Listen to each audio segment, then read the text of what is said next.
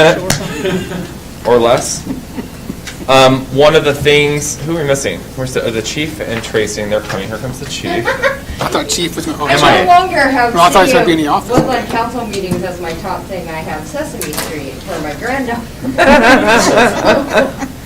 She loves her Elmo. There's Tracy. We are. We are live, thank you. Question, before I hit the start meeting, there has been requests for text messages over GoTo. Did we find out if those are being recorded or not? Yeah, they are. They are being recorded, okay, because I wasn't going to touch them if they're not. Record to either my laptop or yours. Okay, gotcha. What do they mean, like the chat? Yes. Box? Yeah. Oh. Between myself and Mr. McMahon. So we just have to remember to get them off the device, put them on the server. Thank you, sir. Don't be so popular. Okay. We'll see if my mic works tonight, or the video, because last time the video wasn't working. Oh, and it's working tonight. Okay. And we're going to go ahead and get started now.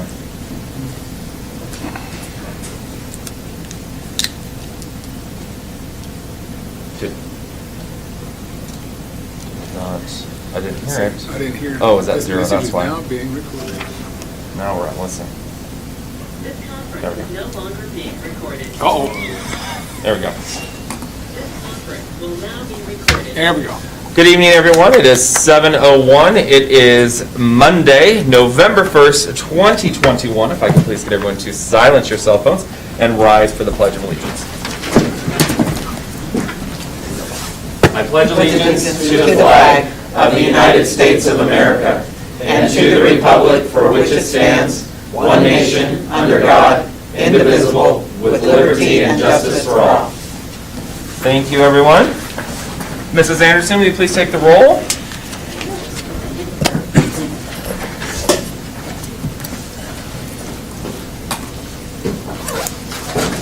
Councilmember Frederick? Here. Councilmember Brown? Here. Councilmember Chapman? Here. Councilmember Holland? Present. Councilmember Smith? Here. Councilmember Plaza? Here. Councilmember Fred? Here. Everyone is here and accounted for. Next, we're moving on to citizen communication for items not on the agenda. And I have one person signed up this evening who is Mr. Travis Goddard. Mr. Goddard, I'll give you 5 minutes. Thank you.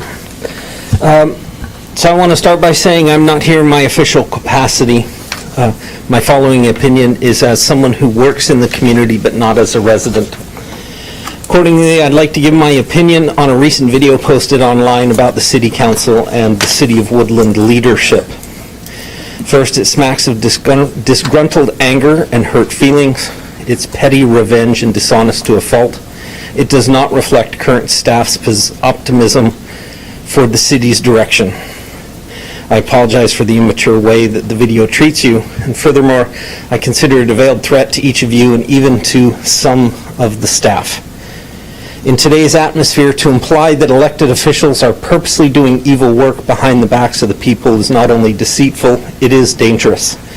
The video blatantly misrepresents the opinions of city leaders in a way that is intended to undermine the integrity of the entire city.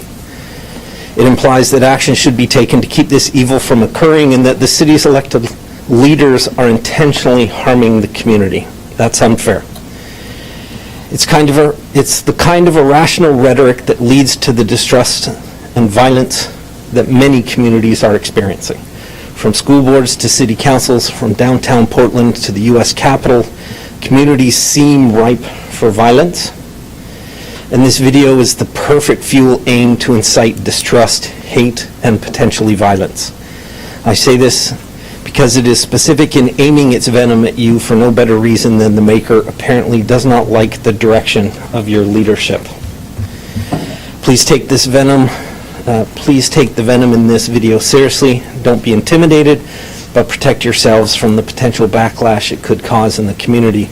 I would encourage you to be proactive in protecting your integrity and the community. Do we need to call the FBI? Maybe, but probably not. But for those members of the community who are listening and watching this crap, please take your time to talk to your elected officials. They represent you. Don't get your opinions from social media. Don't believe posts because they look professionally produced. You don't actually know who is giving you that opinion.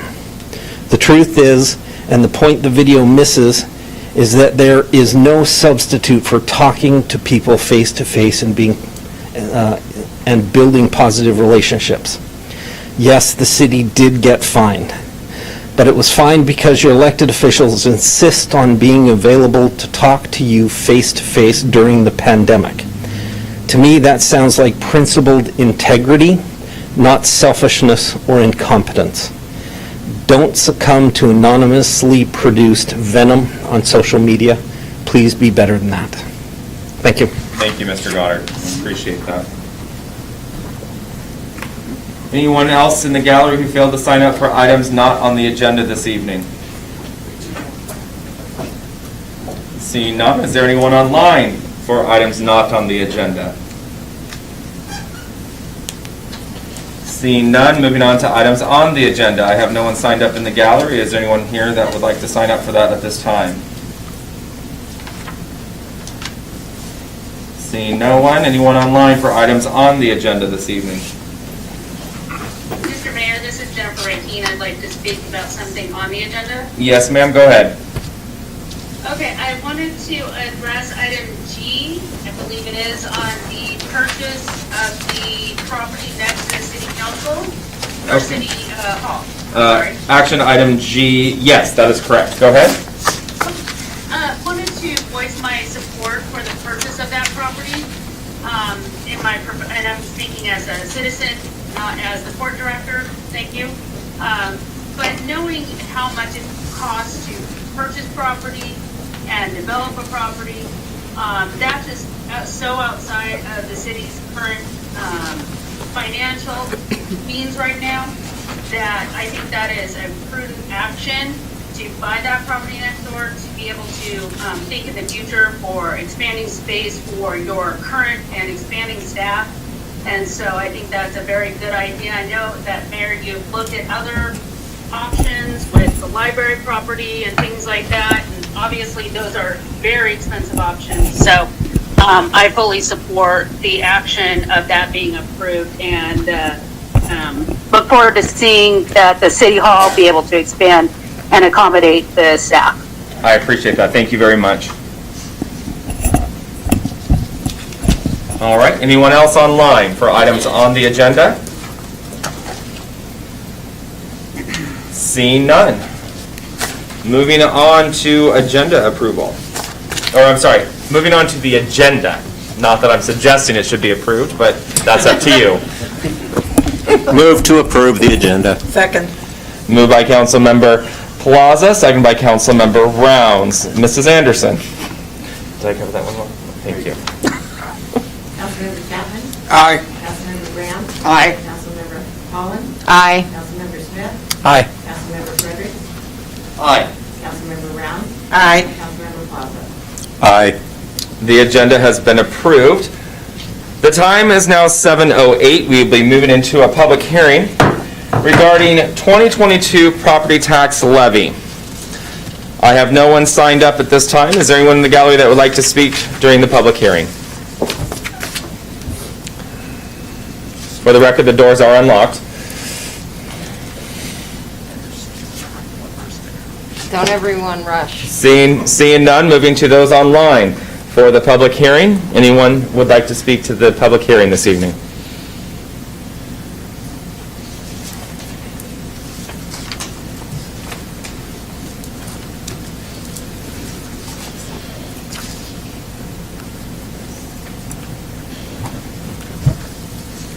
Seeing no one, we will be closing the public hearing on 2022 property tax levy. Moving on to reports of City Council. Mr. Fredericks. Ms. Rounds was first. Oh, I looked that way and I didn't see her. Mrs. Rounds. I just got back yesterday afternoon from Pocatello, Idaho. I was over to see my newest grandbaby. Congratulations. That was born over there, and he is precious. Nice. Congratulations. Everybody's healthy and well. Oh, yes. Nice. And you made it back safely before the snows hit. Yes. That's good. Mr. Fredericks. Ms. Coleman, thank you for the I know you were the one that got it pushing forward with the state to get the markings over there by the liquor store. Maybe. The Shell station by the liquor store. Thank you. It looks fantastic. Luckman's Coffee might be more appropriate, Mr. Fredericks. Truth be told, I've probably been to the liquor store more than I've been to Luckman's Coffee, and I apologize. You are a council member. You know. Revenues will be down for them next year when you're no longer here. Yes. That's going to make the next video. Well, giving someone good material. Anyone else for reports of city council? Mrs. Holland? I would just like to take this moment to wish Mr. Mayor happy birthday. Yes, thank you very much. I appreciate that. Thank you. Thank you very much. I appreciate that. It's hard being 38. 29. Mr. Smith. Thank you, Ms. Holland. I know. Chief Kelly, can you make sure you give your couple officers a thank you for last night? They were stopping quite frequently, passing out candy to the kids, and really engaging with them. Officer Gibbs, I think, is one that I talked to for a brief moment, and I don't know the other one, but they were really active in our community doing that, and it was really nice to see. Absolutely do that, thank you. All right. Seeing no one else, moving on to public safety reports. Mrs. Graham. All righty. We did have our meeting this afternoon. And the, Oh, yeah, you did. Sorry. Thanks, Dave. Chief Kelly provided an update on personnel and potential candidates. Chief said the department has conducted recent interviews and have 4 qualified candidates. 1 applicant has completed the background process and is waiting separation from the U.S. Army. 3 other candidates will be moving into the background phase of the hiring process. The chief also explained some of the process improvements requests he has before the Civil Service Commission. Today we were also visited by the mayor at our meeting, and he discussed improvements within the city and the existing departments, suggesting a second member of the PD's command staff. Research for additional positions was suggested by the Public Safety Committee, and our next meeting is December the 6th, I believe. All right, questions for Mrs. Graham? Seeing none, moving on to Public Works. We had our meeting tonight at 5 o'clock, and we talked about the budget. And I just wanted to let you know that the grant dollars that we went over are included in the budget amount, but I will defer to Mrs. Coleman for the rest. So. Okay. Ms. Coleman? I would like to present that when we do our budget presentation. I'll present the grants, and I'll present what we budgeted for in expenditures and revenue at that time. Okay, sounds good. Is that it, Mrs. Rouse? Yes, okay, that is perfect. it. Okay, thank you very much. Moving on to Chamber of Commerce, Mrs. Graham. Yes, the visitor center is open still 7 days a week, 9 to 4. We would like to invite you to our Chamber Christmas After Hours on December the 2nd. Up at the golf course, starting around 5 o'clock. We will have mystery boxes and our special Christmas tree available, and a few live auction and silent auction items. So if anybody has little gifts or something they'd like sitting around, if they'd like to donate for our mystery boxes, we would appreciate that. I have about 16 of them sitting at home at my house right at the moment, so we would like to have some more. We had a lot of fun last year, and we have some different ideas of how this event will progress along. So in for an exciting time, so the council members would please join us. We would like to have that. All right. What day was that again? December the 2nd. It's a Thursday evening. At what time? 5 to 7, or 5 to whenever we get done, probably usually around 9. There'll be a social hour, and it's up at the golf course. And then I would like to, on behalf of the chamber, I'd like to thank all our Denise Miller, our executive director, and Carter Gordak had a lot to do with also with the and the city with the Halloween trick-or-treating Friday night.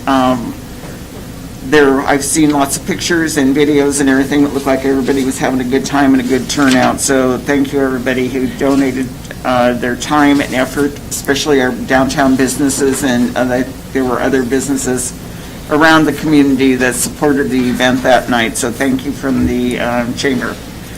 And Columbia Bank was awarded our best dressed and best decorated business this year. So. I didn't realize there was a competition.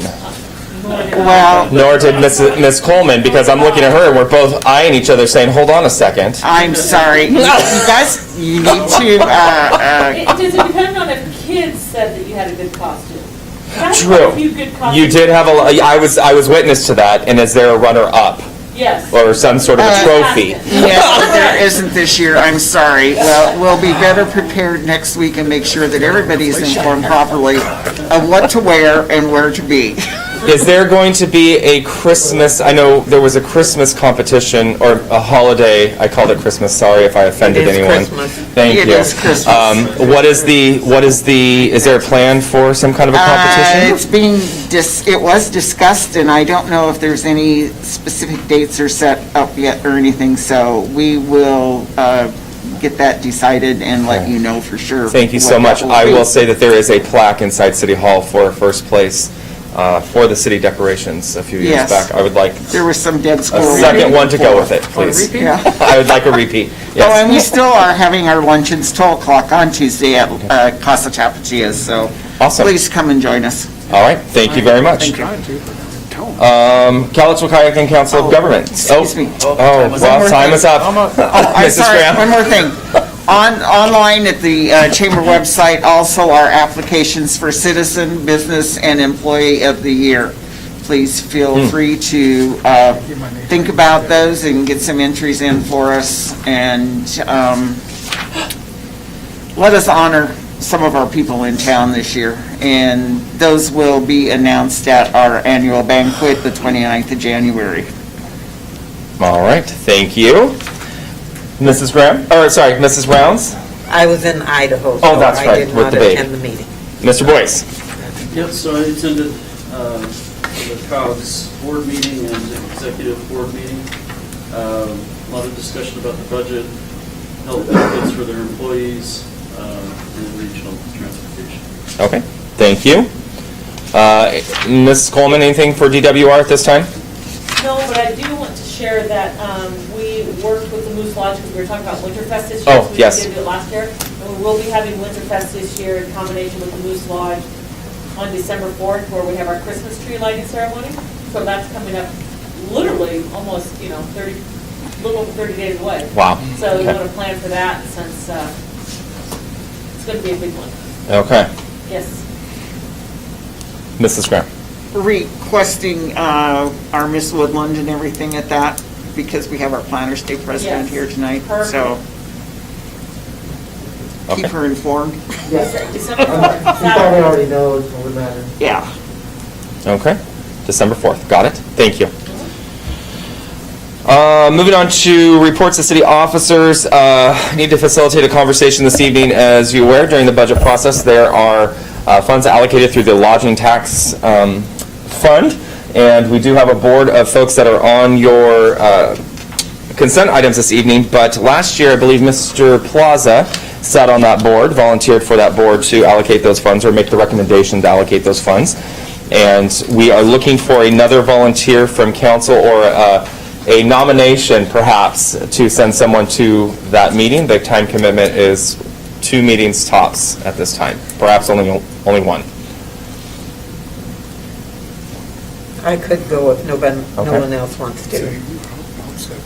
I move to nominate Carol Rounds. Oh, and there it was. And done. All in favor say aye. Aye. Anyone opposed? The ayes have it. Congratulations, Mrs. Rounds. You are now on the LTAC committee.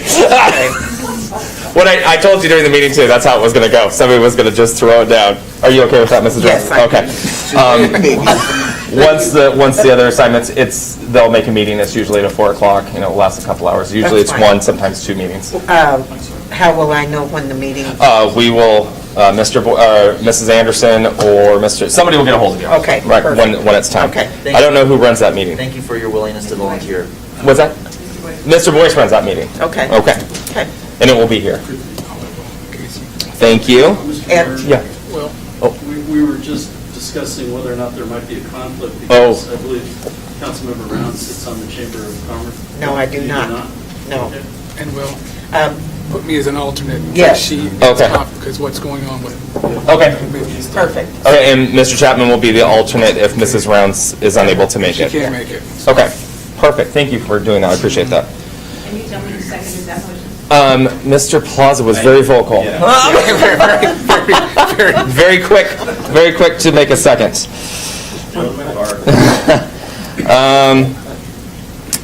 Trick or treat in downtown. Thank you to everyone who helped participate and put that on. Ms. Coleman, City Hall, the employees out there, we were out there passing out a ton of candy.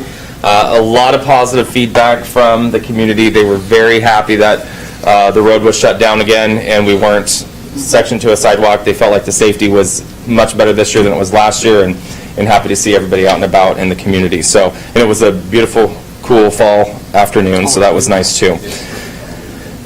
I'd like to direct your attention to action item G this evening. I believe we had one speaker this evening on action item G, which was the purchase and sale agreement for 236 Davidson Avenue.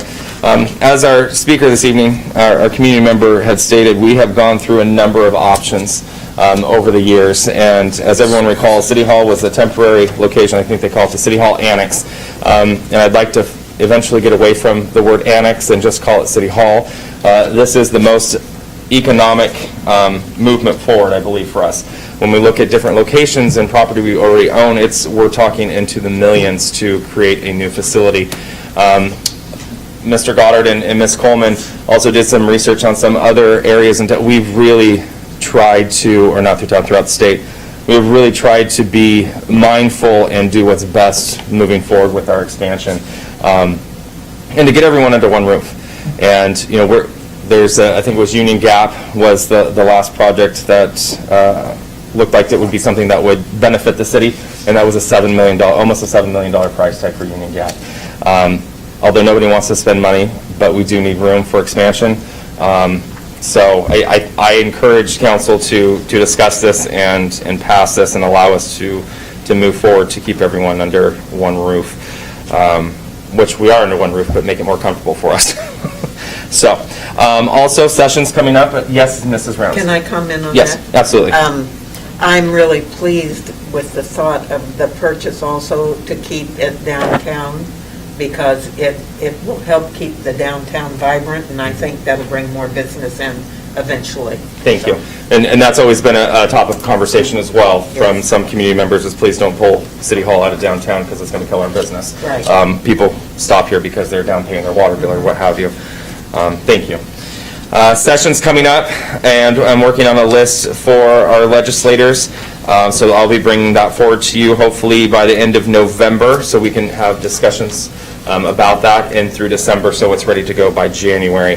Got a couple of things on the hook there, and I think need to be discussed, with public disclosure being one of them, and no longer being free. But we'll see what we can do about that. Anyway, Mr. Boyce. Okay, a couple things. First off, we have another vacancy on the Planning Commission. So if anyone knows of anyone who might be interested, we'll have an application online, or they can stop by City Hall. And it should be noted they're leaving due to the fact that they're relocating residents and they're leaving the city limits, or they would continue to serve. I also wanted to mention action item, D, ordinance 1492, about setting the property tax. If you remember back when we asked voters for permission to annex the city into the fire district, we talked about making it as cost neutral as possible for the citizens. So in looking at the calculation, it's so small it's hard to see. So we're we're decreasing the property tax the city's taking in by 1.4 million. So that's a significant decrease. The police levy lid lift money is part of the remaining allocation. But we're going to be more reliant on sales tax and public utility tax going forward, especially in the general fund. The danger of that is sales tax fluctuates more than property tax does. But we decided going forward upon the annexation that we would make this reduction. So we are also reducing the contract amount in that same dollar amount. So the expenses are going down by 1.4 million and the revenue is going down by 1.4 million. So I just wanted to make City Council aware of what's going on because that's a little different than normal. Mr. Fredericks, you have a question? Mr. Boyd, I don't understand, going through that, I don't understand, scroll down where it says 2022 actual levy rate is 0. Well, That's and not, that's just a placeholder because we're talking estimates at this point because the counties haven't certified yet. okay. They'll certify the tax rate, I believe, on November 8th. I think that's the date. So we're leaving that 0 until we get that actual amount. If you look below in the gray area, Yeah. that would be the new amount. So But the .8476, is that prior to the 1% increase? So what I did, I calculated the 1% increase in, and then I deducted the 1.4 million from that 1% increase with new construction also. Okay. So what was the point, what was it before the 1%? Was it like, I guess I could do the math, before the 8.476, what was it before the 1%? I guess it'd be 0.08478 off of there, Yeah. right? I should have brought that. That's up. I okay. don't have it in front of me right now. That's okay. The second reading on this is going to occur at the next meeting? Correct. Will that all be updated by then? Yes, we should have the final figures from the counties, both Clark and Cowlitz, and we'll have those figures updated. And this is to continue through the process, because this is something we're going to have to act on. Right. So there will be a second reading to this? Yes. Okay, perfect. Thank you. All right, that's all I have. That's all? Okay. Questions for Mr. Boyce? Okay. Going down to department reports. Mr. Randolph? Okay. Mr. Boyce? Or you just gave yours. Are we doing departments report? I'm kind of confused right now. Are we just doing presentations this evening? Well, if departments have something to report. Yeah. sure. Mr. Goddard, do you have anything? I do. Okay, go ahead. So the final clerk position has been filled, and that Josephine Russell will be starting next Monday, so November 8th. So the clerk's office will be back to full staff at that point. Permit activity on the land use side of the house is up over last year, so we're seeing an increase of land development proposals, which means next year we'll probably see a bounce in our building permit applications. Building activity this year is down a bit, primarily due to commercial. We had a large amount of commercial construction last year, and so we haven't seen a lot of commercial new building permits, but we have seen an increase in industrial building permits, so that side is continuing to grow. Our traffic growth up to the first 3 quarters of this year has been minimal. So a copy of that, of my standard trip report is in the quarterly report. As Pete mentioned, we have a new vacancy on the Planning Commission. We also, Melissa Johnston left the city of Woodland to go to work for Troutdale, Oregon. So we are advertising that position through this Friday, and so far we've got 3 candidates. But I've also found out that Cowlitz County currently, I guess, has 3 planning positions open, and the COG has a position for a planner open, and I believe Kelso has a position open.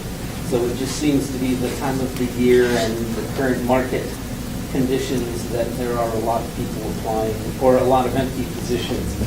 We've had 3 candidates turn in their applications so far, so 2 of them, one of them has a planning degree, one of them has GIS or computer mapping certificate, and then another one has relevant training, so all of them look like they're potential good candidates. So I'm excited about that, but doesn't replace the fact that Melissa is gone. So between Melissa being gone, that's half of our planning capacity, and then with the public records work taking so much of my time, so we're operating at about 40% capacity of what we were last month or last year, last couple of years. So that's starting to take a toll, and some of our essential duties are starting to be affected. So if you get comments about lack of return phone calls or delays in the permitting, we're trying to address that. So please bear with me. I want you to know that hopefully with hiring that should help. And the fact that we seem to have 2 really good, smart clerks who are looking at going into the clerk's office and up front. Amanda Hogan has been with this county, or with the city, a little over a month now, I think. And she is really picking up and doing stuff really fast, taking a lot of the public records duty, and she's doing a great job at it. So I'm really happy with the quality of people that in the market right now. So we're working on that.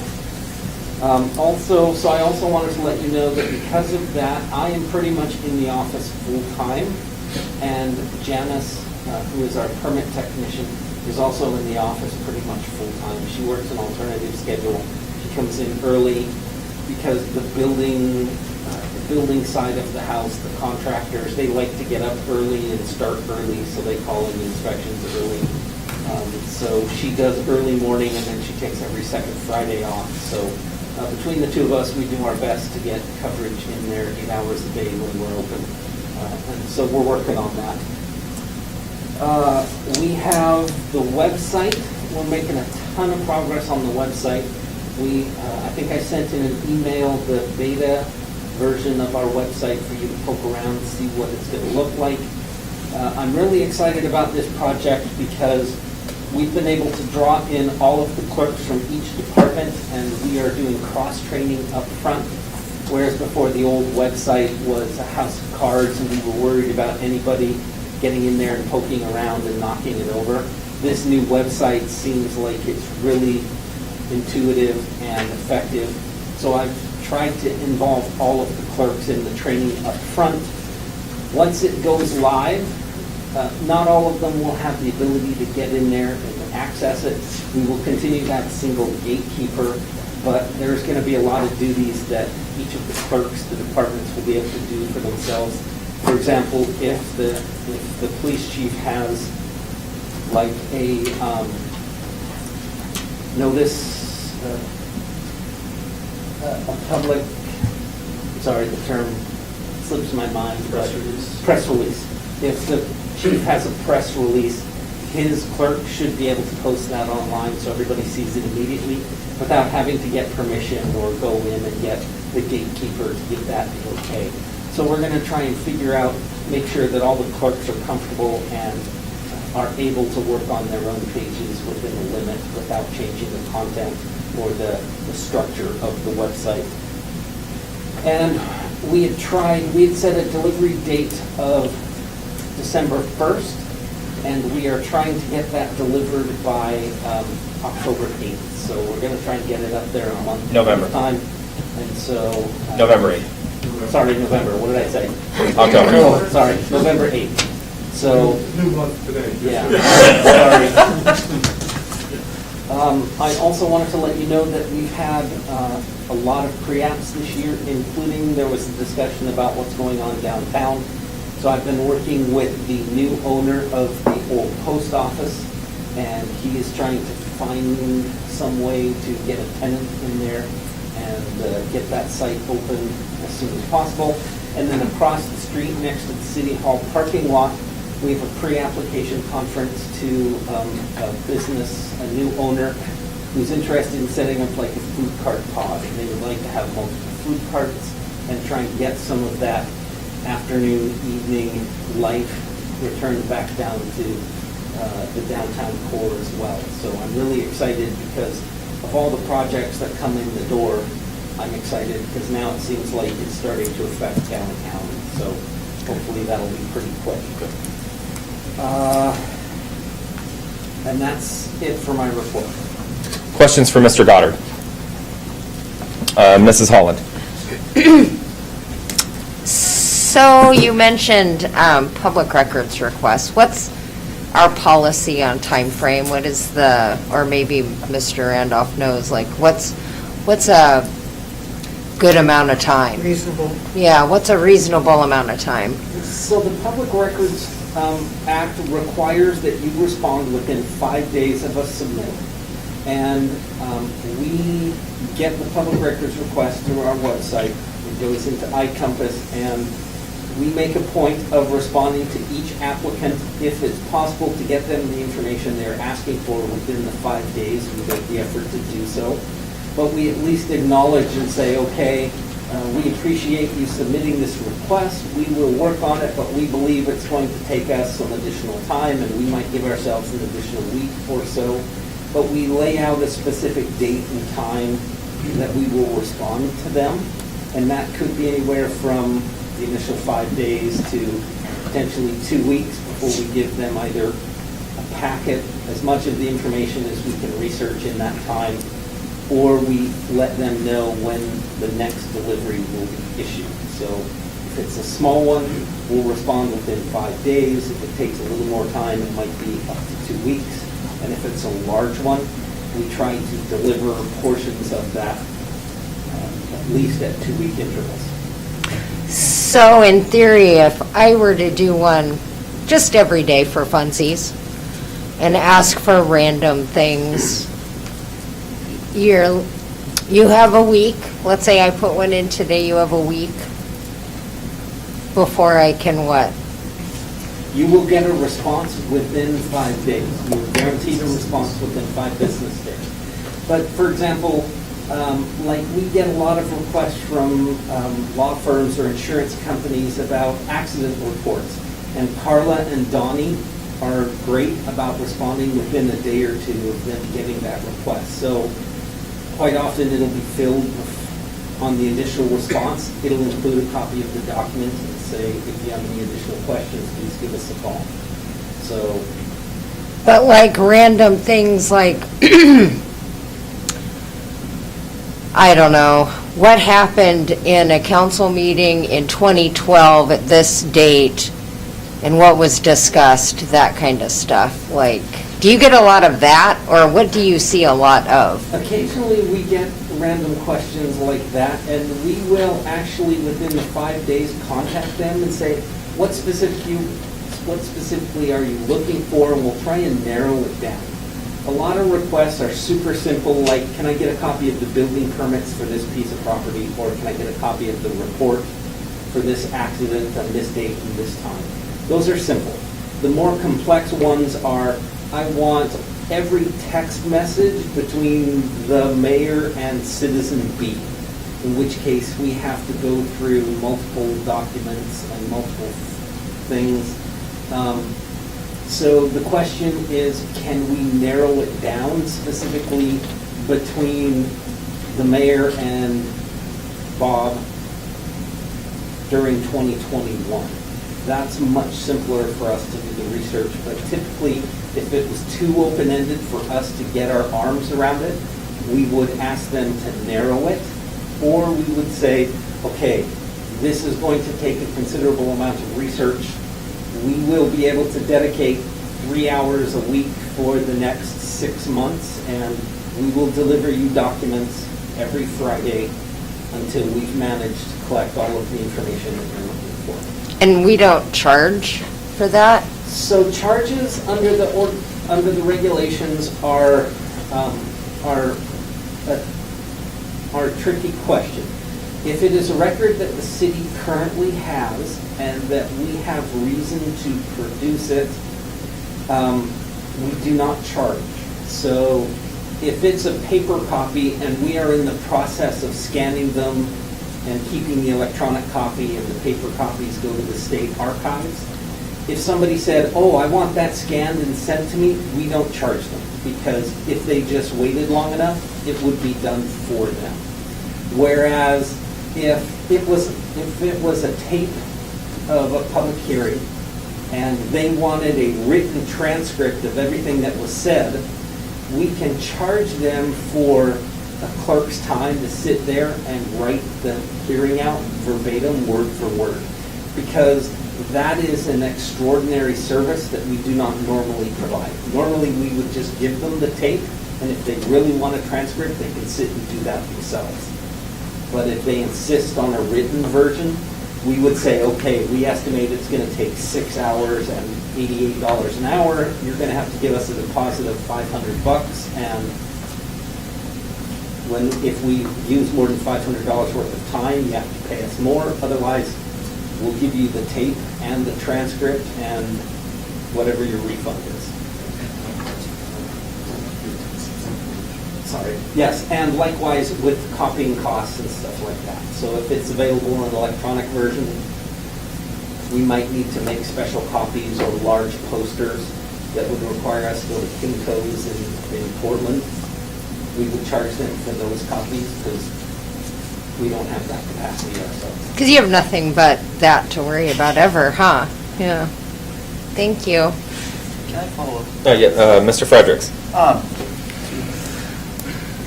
I've had to do public records requests in the past as a sitting member of council because the administration at the time did not want me to have the information that I wanted.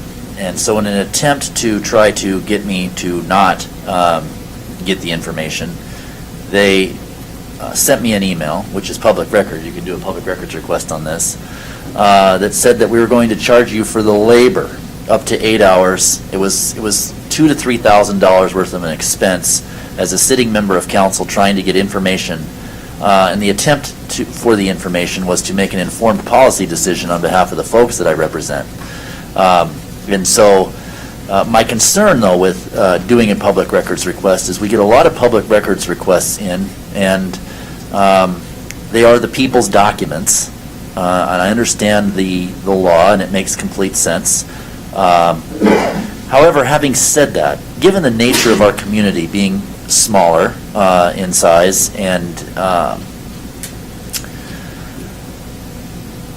not having a bunch of people just floating around the front office, does the council, by law, have the ability to say, we are going to work on public records requests for a total of 8 hours a week? We're going to devote one person for one day, and we're going to limit the amount of time that the city is working. I mean, we have to respond within 5 days, but to execute on the request could take a while, depending on of when we've gotten them. So we're going to do them by order, by when we've received them.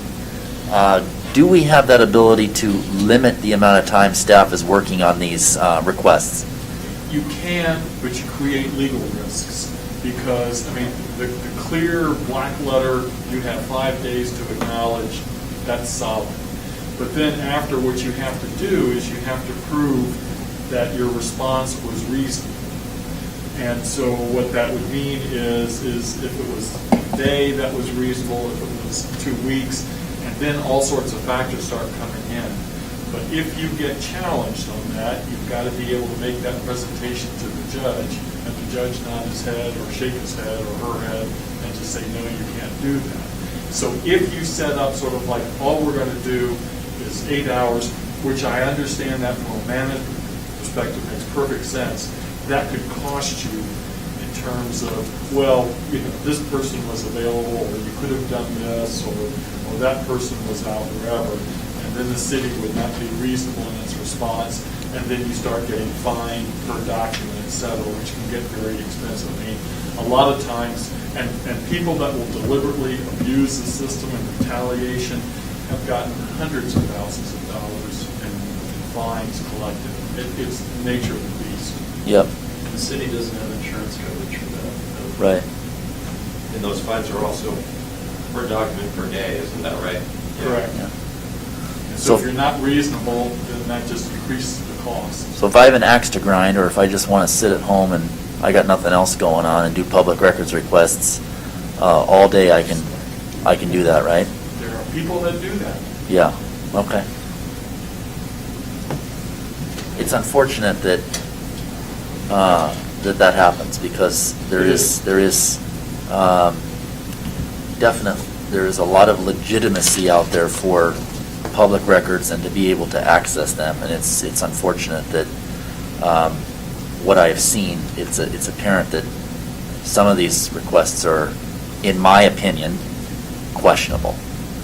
And that's some of it, because there are also cases where people tried to hide the ball, which was clearly wrong. Right. But it really is, it's set up where if someone really wants to make life difficult for a government entity, Yep. There's plenty of ammo there. Yep. Well, part of the problem, in my opinion, with that too, is when you've got somebody who's intentionally abusing the system, it's making it harder for citizens who have legitimate reasons to want these documents to get their hands on. So it's, they're not screwing the city, they're screwing the people in the city. I agree, but I have not been able to, I've been doing this for a long time, and I have not found any mechanism to get the person, even if it's obvious that it's a vendetta, I don't know of any mechanism that you can legally do. Oh, no, I'm not saying that there's anything you could have done. I'm just saying that it's just something that you would think that people would take into consideration when they, just get a feather in their cap, that they would take the time to realize how it's hurting their fellow citizens more than it is the city. The joke is that if the Public Records Act applied to the legislature, to the courts, we'd have a different legal system. I think the part maybe people don't get is the amount of taxpayer dollars that are spent. I mean, we have some pretty well-employed people in our city hall spending their time on that kind of stuff. Like, I literally, in all the years I ever looked up anything from anything to do with the city, I figured it out myself. I never once did a public records request, because Google's a thing and everything's archived, and the state archives are amazing. I think I'm up to 2012 on city council meetings. So I've literally read everything ever and never needed to ask a clerk to go fetch it for me, because I'm perfectly capable of finding it. But anyway, that's just me. I just wouldn't waste taxpayer dollars to do that. And at the same time, you have legal costs as well. I mean, I haven't given thumb drives with like 3,000 emails on it, and I need to go through there and find out, because some are going to be exempt, and then those have to be pulled out. You have to prepare an exemption log, and then likewise, there are some that you can produce, but you have to do a redaction, and you do a redaction log. So if there's like 2,000, 2,500 emails, I could be spending 8 to 10 hours going through, looking at everything, printing stuff out, et cetera. So it's a burden. So it's really not a free service. No, Nothing is ever free. No, not for us anyway. And the taxpayers are paying for it in one way or another. And the law has been around for 50 or 60 years, so it's probably not going to change anytime soon. Right. Anything else for Mr. Goddard? Seeing nothing else. Ms. Coleman, are you saving your report for your presentation this evening? Or do you have something in addition to? I do have something in addition to. I wanted to share with staff that we are going through, well, we have gone through interviews for the Public Works Operations Superintendent position, and we've narrowed it down to a couple candidates. we're going to be holding another round of interviews for those candidates. And then we also held interviews for the labor position for Public Works, and we'll be hiring 2 laborers. I did want to share with you that, and this is just an FYI, that out of those applicants, we had a number of applicants that we felt were qualified to interview also applied for the position in Battleground. Battleground has 3 openings right now, 1 in their sewer and 2 in their drainage. And I want to share with you that their low-range entry salary and our mid-range salary, so what we hire in at mid-range and what they hire in at entry range, we are $700 lower than their low range at our mid-range.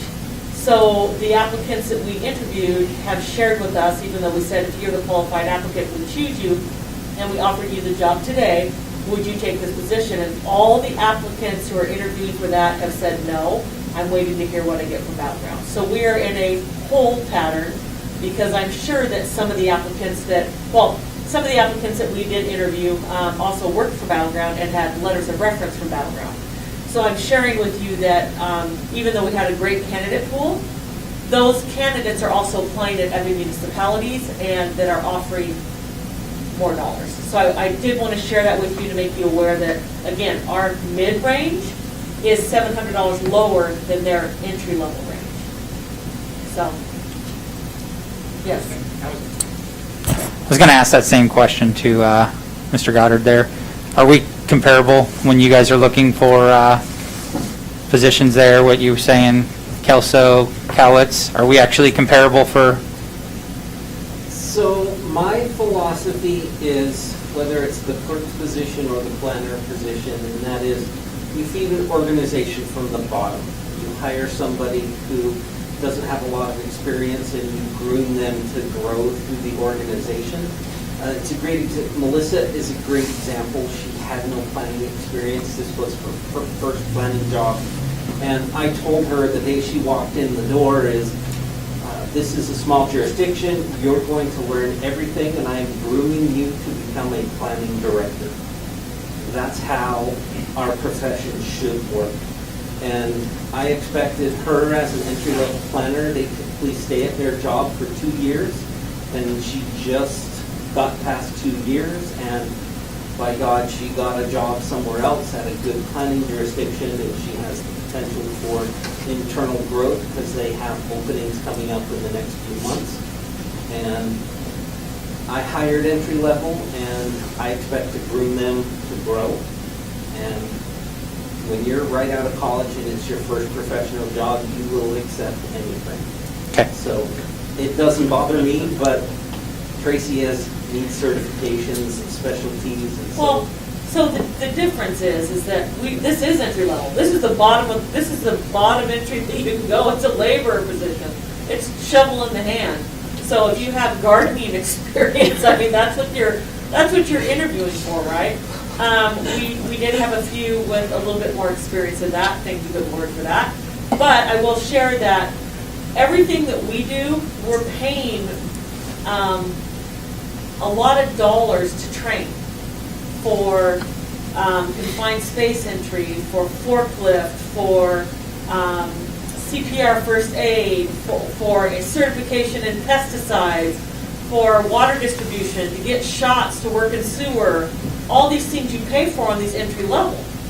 The last thing you want to do is pay for all of that, and then another position becomes open, and now you've just paid for all this additional education, and now I'm going to go over here for an additional $1,000 a month, because again, that's the bottom entry level. Now they have experience. So that's $12,000 a year. So I just want to share that with you. I'm not, and it's not a negative towards Woodland. I just want to let you know what we're competing against when I'm interviewing for these applicants. Mr. Fredericks. Ms. Coleman, you've identified the problem. What's your suggested solution, and what can the council do to fix it so you're in a better position to attract and maybe retain these candidates? I'm not sure. Well, I was under the impression that these were collective bargaining jobs? So Pete can probably touch on that too, and probably Travis as well, but one of the items that we can do is there's a salary grid, and that salary grid can adjust, and I'm not sure when it was adjusted last time. I do know for one position that I'm aware of, it was not adjusted, it hadn't been adjusted.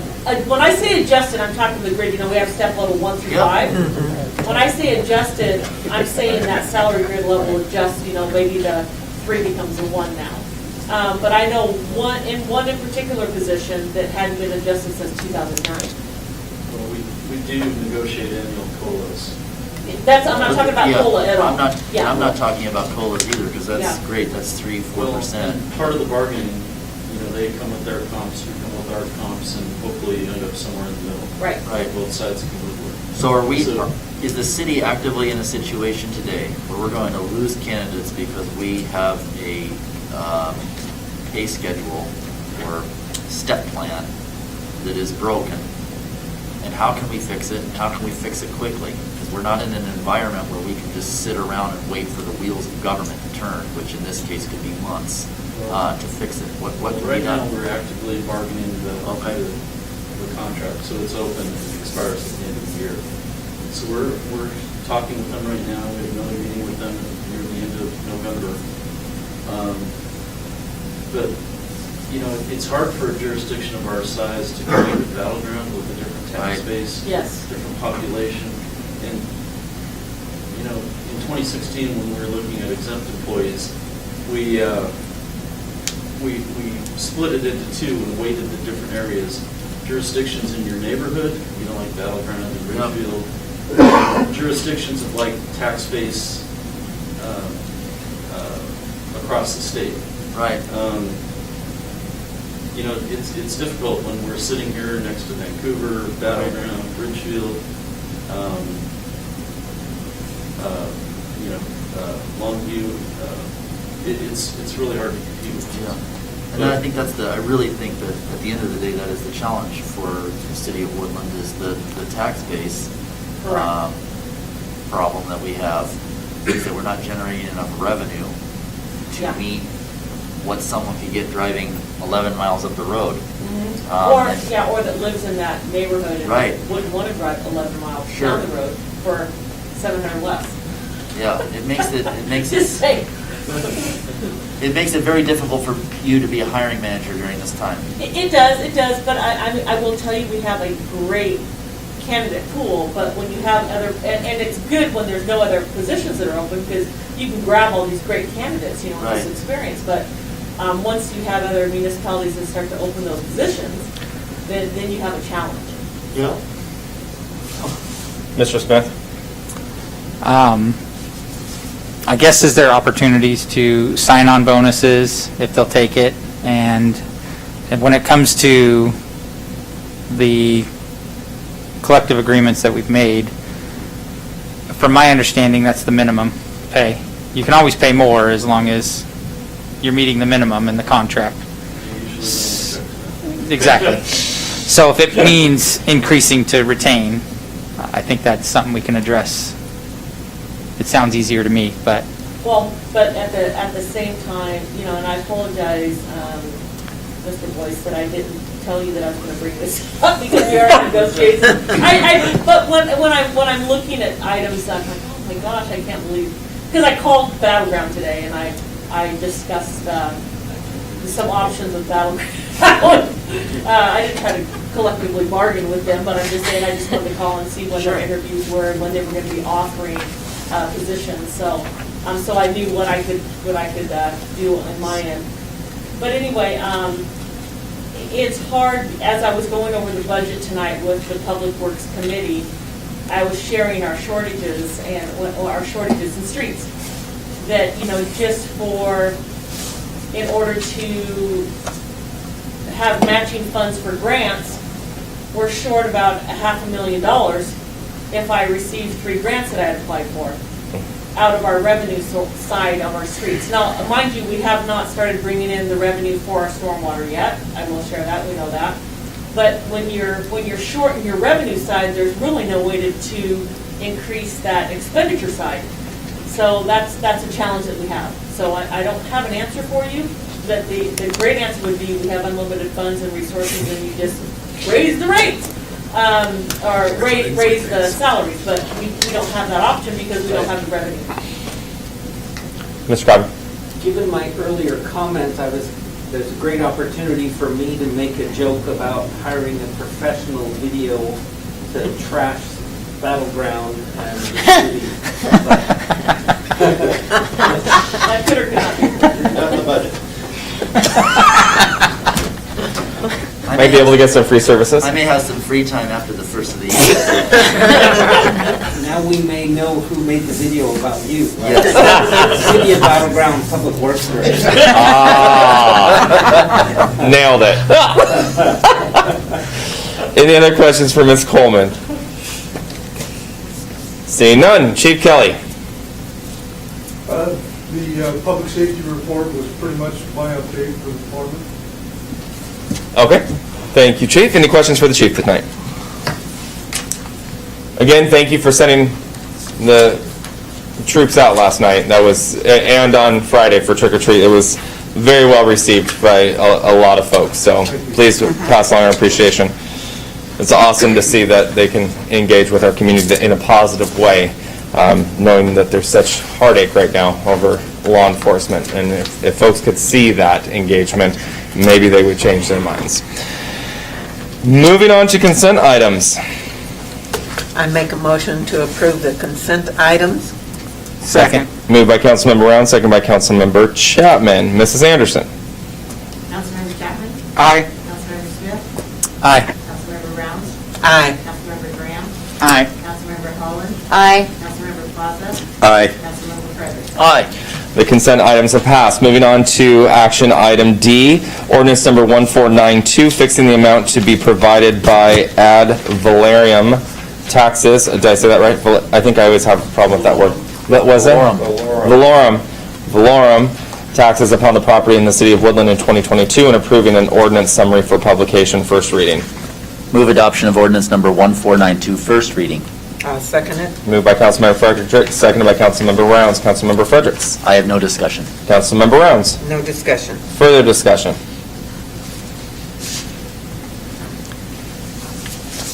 Seeing none, Mrs. Anderson, will you please take the roll on ordinance number 1492, first reading? Councilmember Holland? Aye. Councilmember Frederick? Aye. Councilmember Graham? Aye. Councilmember Plaza?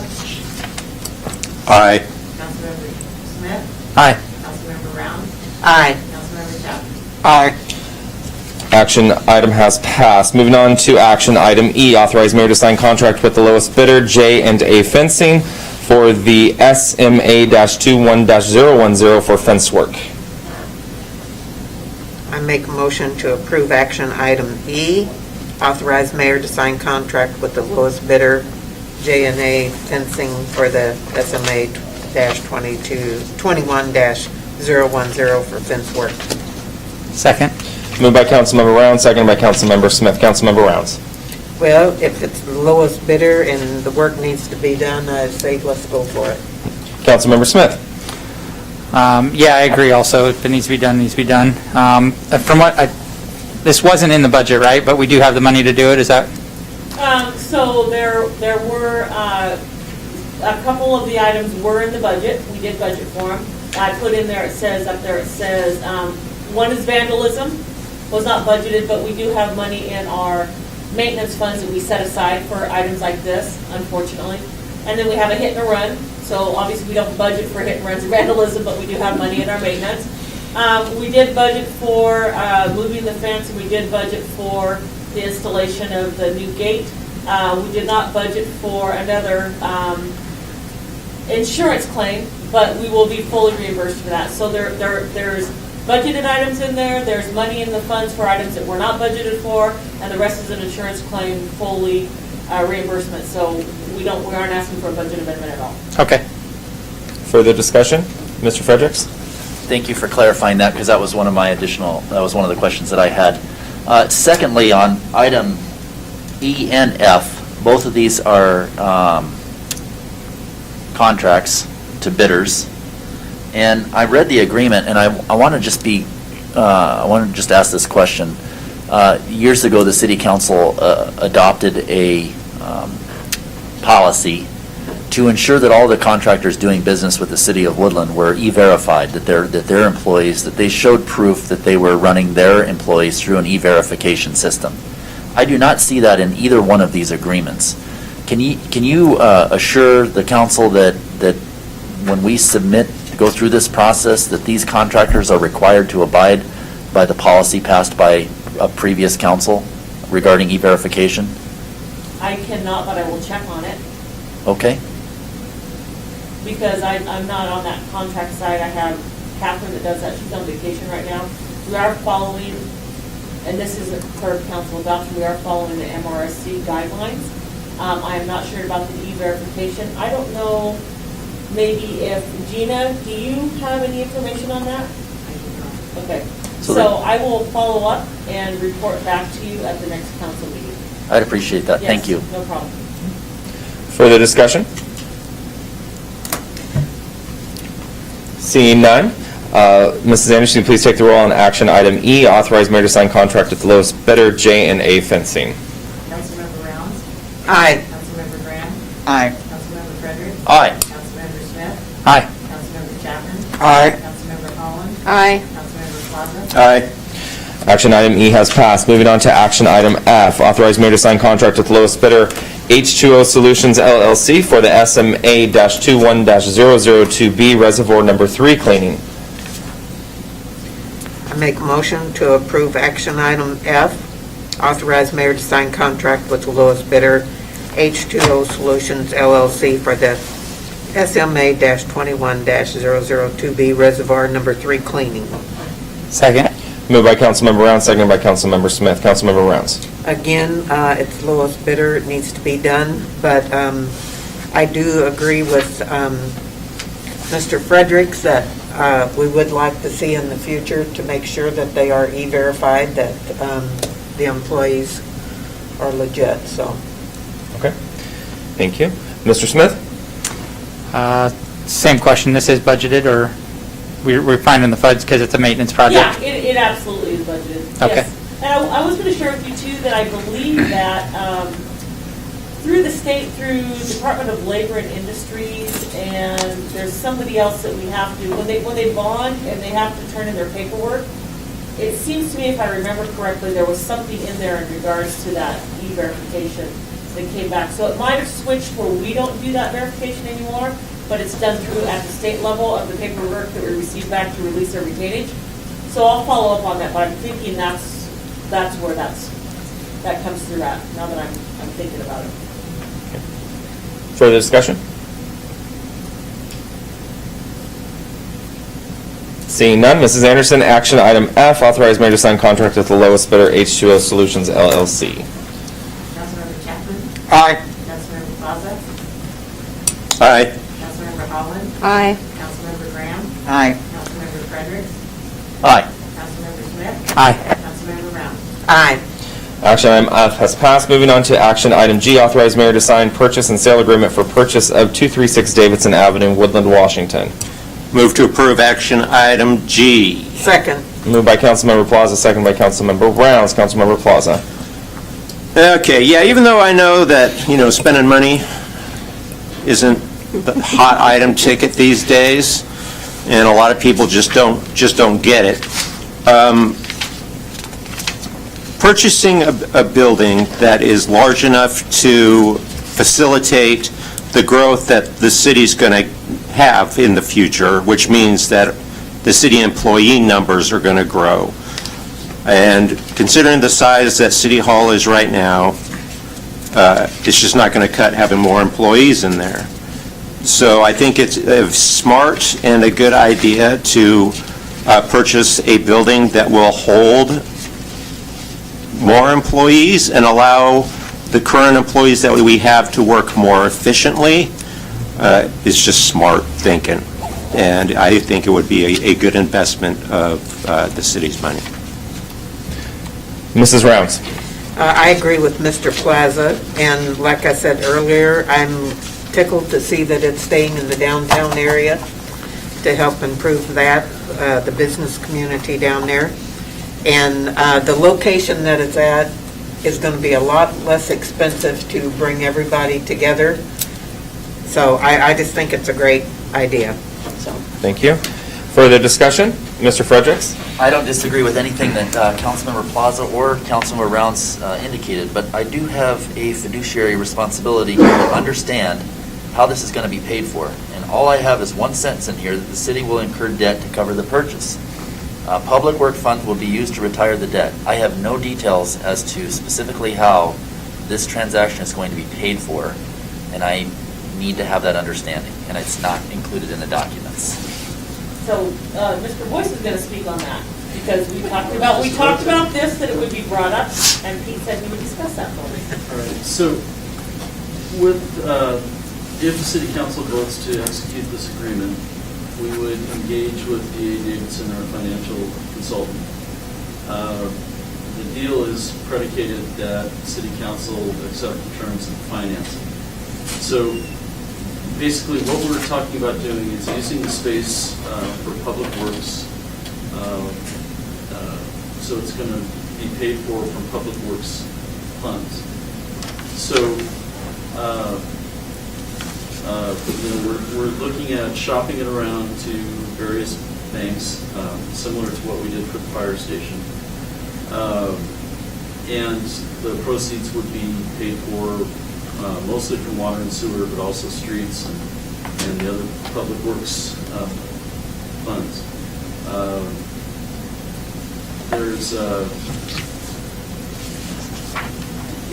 so if council doesn't think the rates are adequate or doesn't like the financing package in some way, it wouldn't purchase the building. So we're going to find out, we will find this out at the final approval of the sale, which will come through the council, and at that time, there will be a specific, here's specifically how we're going to pay for it. The specific package. This is to with move forward. amortization schedules and the whole nine. All we're doing here is moving forward, and yes, we're either yes or no, we're in supportive or not supportive of moving this forward, and we will be provided that information later. Absolutely. Got it. Okay. I figured that was the case, but I didn't see the details of what I would have expected to see here at this stage, but that's okay. I can be patient. Further?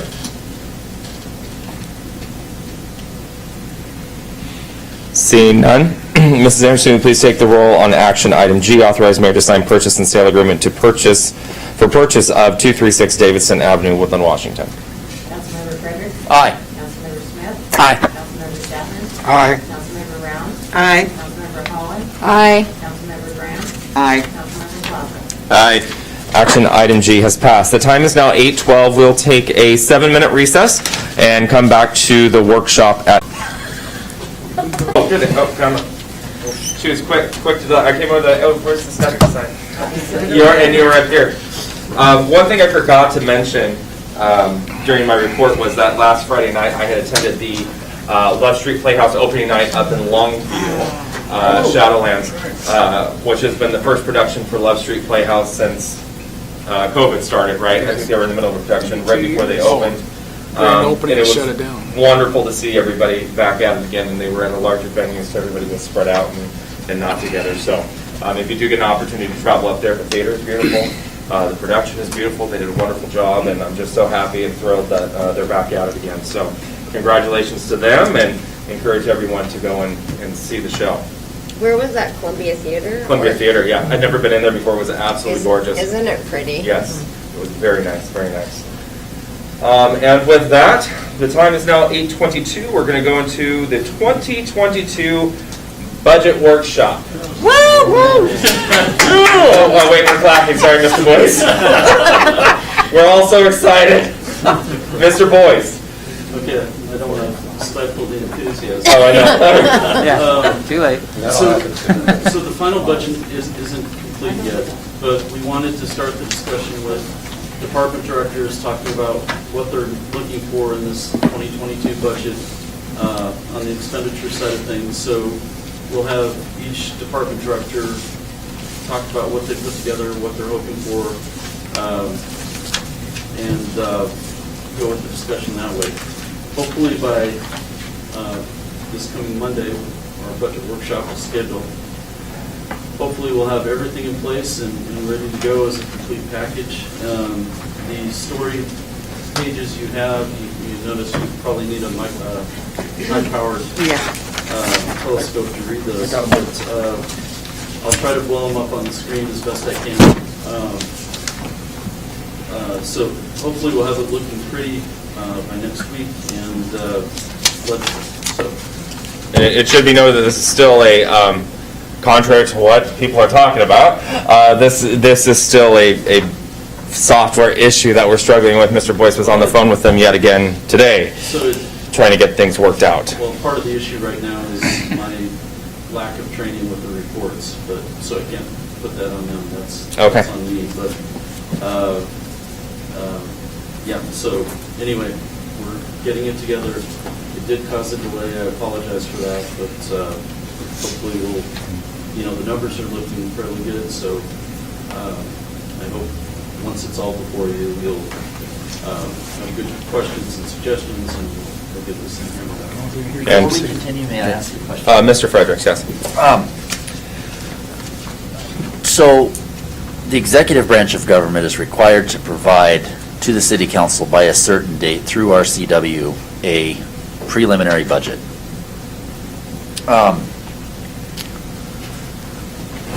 In previous years, there have been a few times when that deadline has been missed. And I have raised issue in the past with it not being in a timely manner, not by this administration, but by previous administration. And I was told 2 words, sue me. And so is it up to the legislative body to bring suit to the executive branch of government over this matter, or is this something that the citizens of Woodland should not be worried about, given the fact that we have 60 days to go through this budget, to get our questions answered and asked, and be able to pass a budget that is done in a timely manner, which is by January 1 of the new year? I think we do have time. If we think our weekly meeting isn't enough, if council feels like you need more discussion, we can ramp it up that, or maybe schedule a retreat on the weekend, or, it'll be here Christmas Eve. Determine how frequently we have to meet, or how long. So, Mr. Randolph, our legal, are you familiar with anybody suing over this RCW of a budget not being provided in a timely manner to the legislative body? Not in the local area that I'm... And if so, it would be appropriate that it would either come from a member or members of the council, or an individual citizen if they wanted to sue. Is that where you'd bring this case to what, Cowlitz County Superior Court because a deadline hasn't been met? I'm just trying to understand what the process here, because it seems a little... The answer is you can sue for anything. You can sue for whatever you want. Okay. That's what will happen. Excellent. But, so, I mean, is that a significant thing that we need to discuss?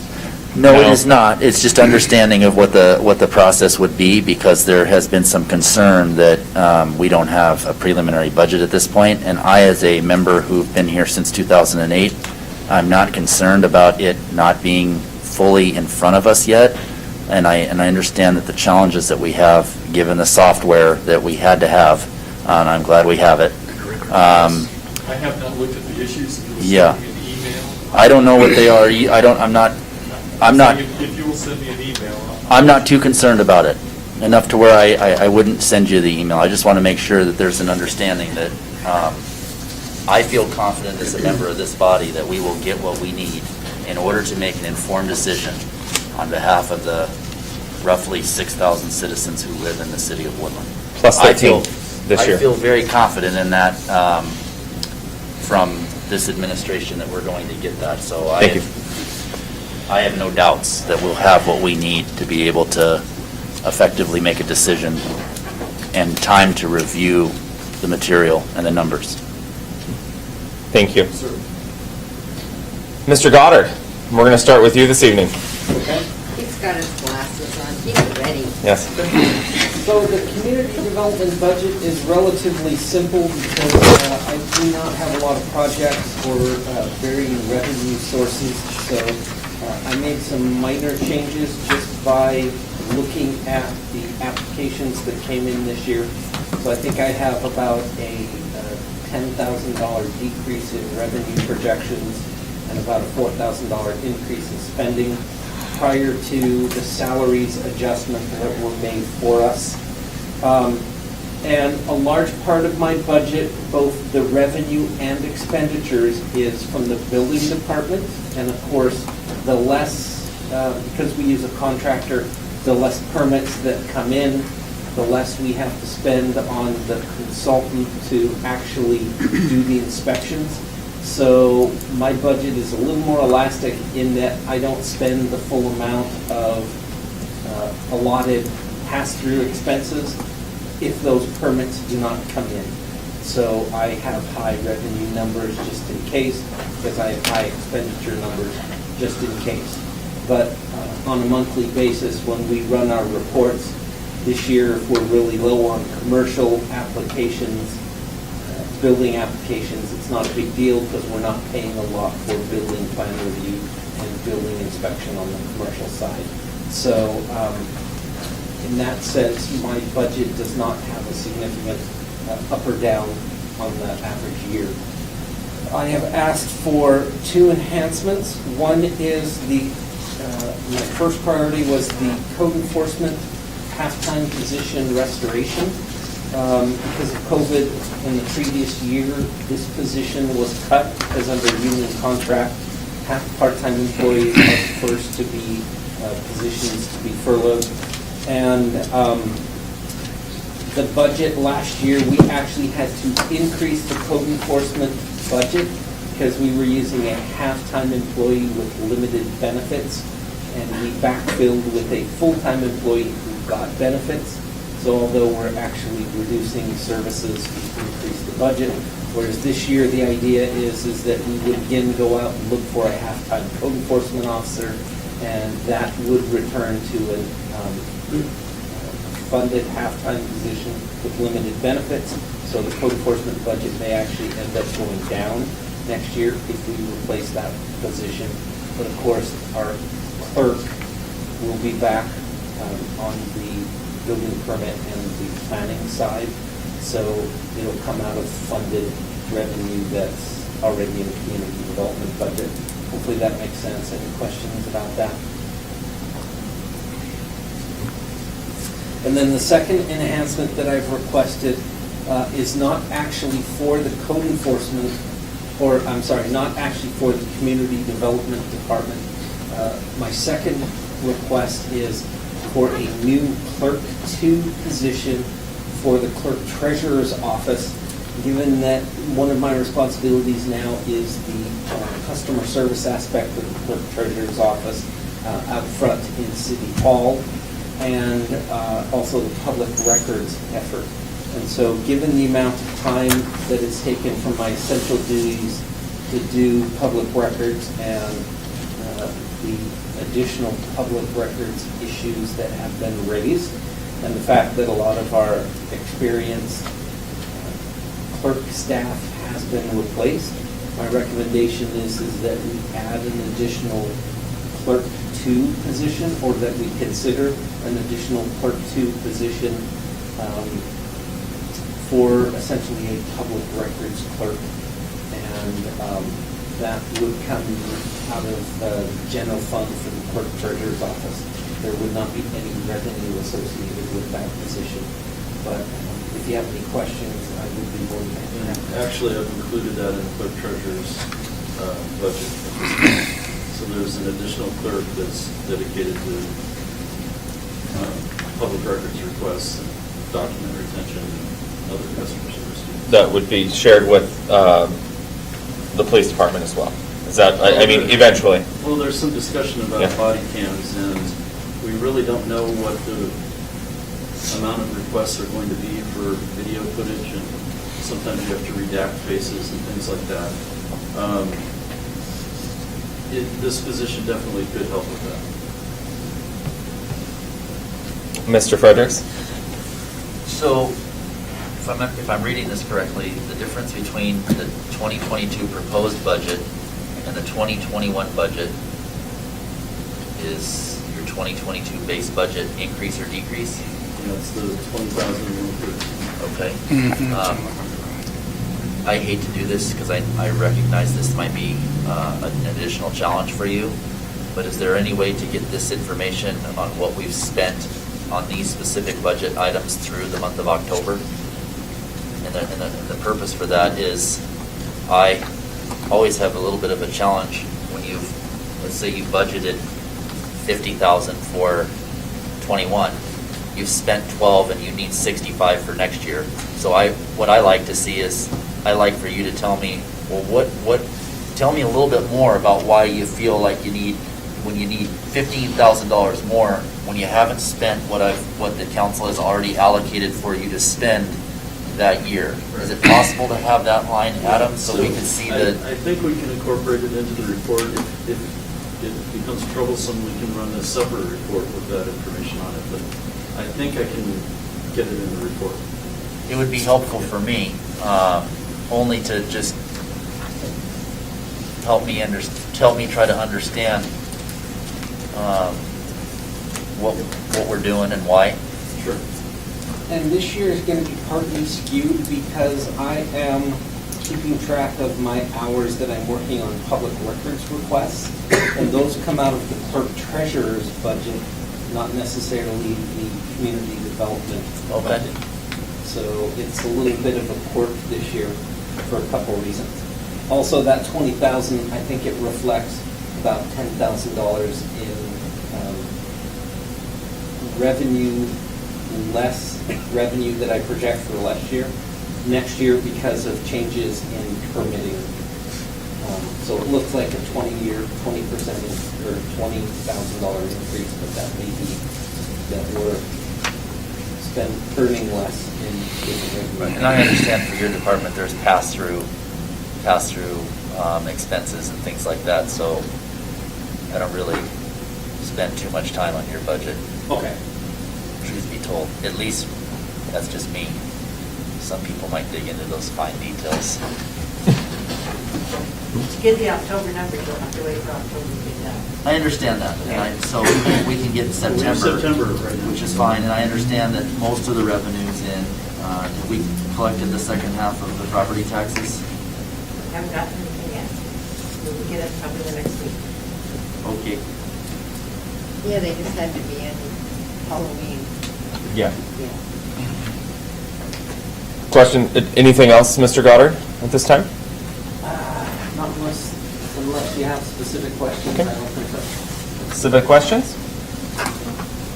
I mentioned this at the end of our last meeting, and I know it sounds petty, but you destroy me with the color copies because the city is roped into a contract with this wonderful predatory photocopy company that I am familiar with outside of this entity, and you get a bajillion black and white copies as part of your contract, but you paid for all your color copies. So when that contract comes around, I know.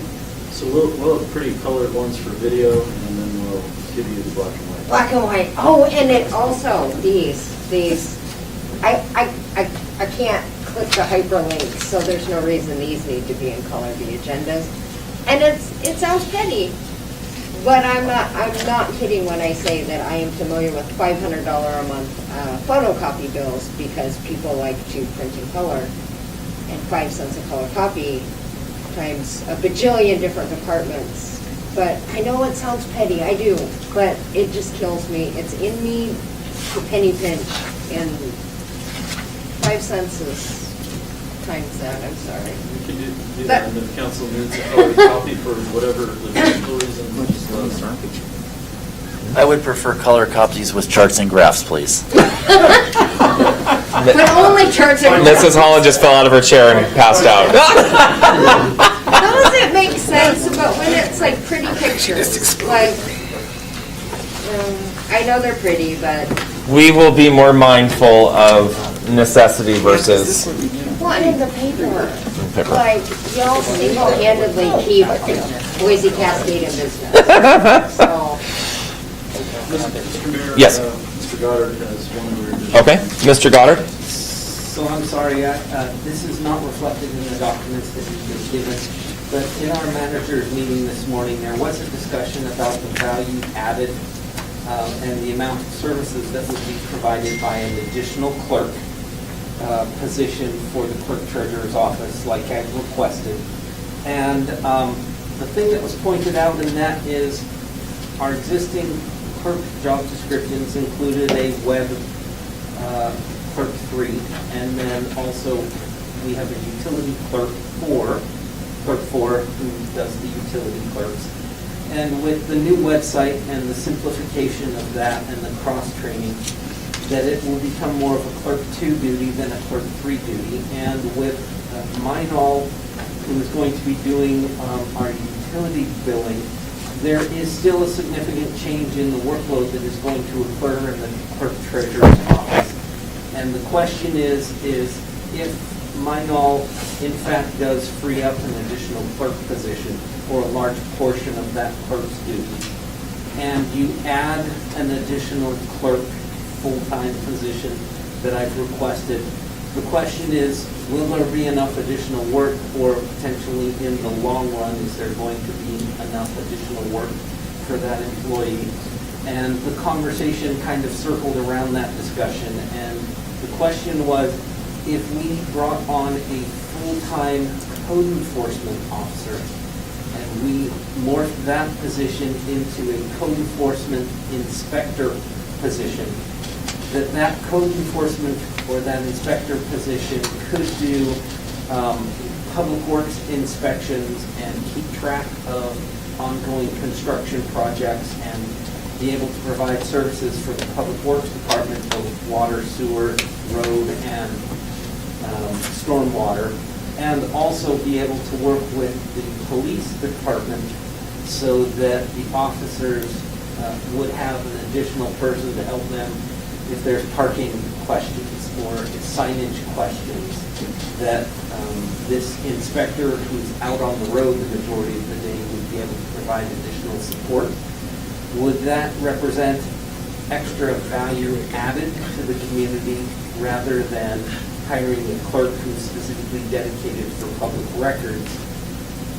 And we might be able to cover that additional workload once Minall takes effect and we've got the 2 new staff members on and that they've been fully trained and our website is more efficient and our utility payments come in through Minall instead of more customers at the counter. And so this was an interesting debate, but unfortunately we didn't have it until this morning, and so it's not reflected in the budget proposal that you're talking about. So to me, that is a policy decision that I think we'd like to hear additional information on, so we'll know whether or not that's the direction you'd like us to do more research on. Mr. Fredericks? Mr. Goddard, a couple of things. As far as the financing for this position, is it 100% general fund, or can any of this position be? Which one? In any of the, I'm sorry. Which position? Thank you. The clerk 2 that would help with and assist with the public records requests, or in this case, if you brought someone in to do code enforcement / public works or public records requests, kind of like an individual that would be able to wear, I can do code enforcement, I can do public records requests. Is there a way to divide up that salary and those benefits so it does not impact entirely all to the general fund, much like we do with the city administrator? So an inspector position, we would be able to balance that based on workload. So some of it would be code enforcement, which would ultimately be part building, part planning, part general fund. and potentially a little bit of road, a little bit of water, a little bit of sewer, maybe a little bit of police department, depends upon how the workload works out. The clerk would strictly be a general fund, which basically means you would either need to look at increasing taxes or finding another revenue stream or by cutting services elsewhere. My low-hanging fruit is I tend to point at the Parks Department because Parks isn't an essential function that's required by law. So you could cut roads, you could cut the clerk's office, but cut other clerk's position to hire a clerk too. I mean, that doesn't work, so you have to find somewhere else to find savings in another general fund expenditure. For me, I think the one thing that I'm challenged with is with mine all coming on. I hate to move forward with hiring an additional person with the understanding that we may be freeing up a position. And now I've got myself in a situation where I have a person that I've just hired, and oh, by the way, now we've opened up this free spot, and now I've got one person who's free after I just hired. To me, I struggle with that a little bit as far as the timing. I definitely think it would be appropriate to discuss in April or May once we go through that process and have a better understanding. But also, I think I'd like to have an understanding of, from a public records requests, how many are we getting, what's the nature, what time are we spending on it on a weekly basis, and what future time do we anticipate that we're going to spend just to get through the backlog of what we have and understand, you know, what are we looking at specifically, and that can be just additional information provided to the Clerk-Treasurer, whatever these are. And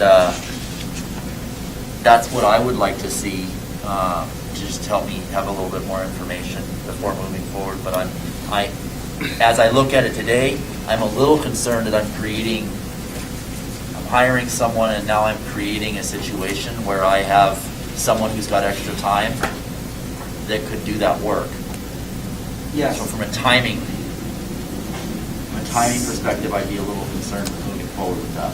So I have added a section to the Community Development Quarterly Report that an analysis, a statistical analysis, and a lot of people make fun of me for all my statistics and geeking out, but there is an analysis in there, an estimate of the amount of time that is being spent, because I keep track of that on my timesheet, and the number and the change of public records requests that we are getting. I recall seeing that in there. Is it possible that you could just resend that portion to me of your report? I recall seeing it in there, but I don't. Sure. I have a paper copy of it, which you can take with you today, but it's also attached to the agenda. It was in my agenda packet, and I recall going through it, but I don't have it, that section. So I started that last quarter when I took over the duties, and I will update that on a quarterly basis as well. Okay. Additional questions for Mr. Goddard at this time? All right. Thank you, Mr. Goddard. Chief Kelly. As council is aware, my budget is pretty much expenditures. Significant increases are salary and benefits package. If you notice the adjustments for 2022, you see a lot of zeros.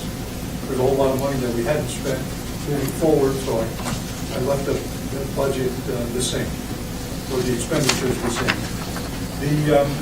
Of significant note is the city no longer incurs an expense for Shop with a Cop, as the Shop with a Cop program has moved this year to a 501c3 entity. So we have that, we manage that all in-house. Actually, Mrs. Connor does that, along with Sergeant Keller and Detective Casey. Those are all donations and the like coming in from other areas within the city and outside the city.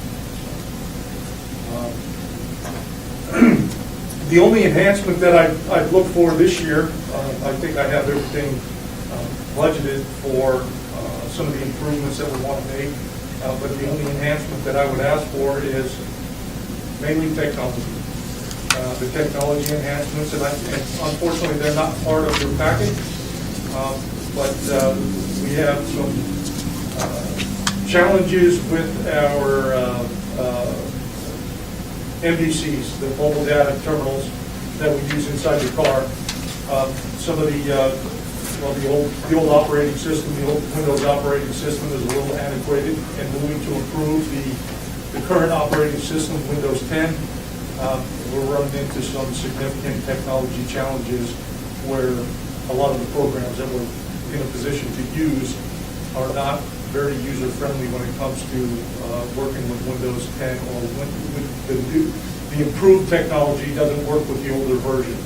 So when we go to the newer version, we're trying to get all those things worked out between a couple of the officers who are responsible for our IT as well as county.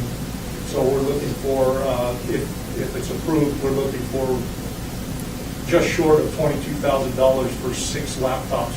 We bought a few in the previous year to run trials and find out if these semi-rugged laptops would work versus the Panasonic Toughbooks that we have currently, and they seem to be working fine. And some of the improvements, I mean, it's tweaking here and there, but those improvements are happening, and it seems like it's working. Other than that, that's about all I have. There's not many changes. Hopefully, by the end of this year, I'll be able to fill our roster with the qualified candidates that we have, and that's it.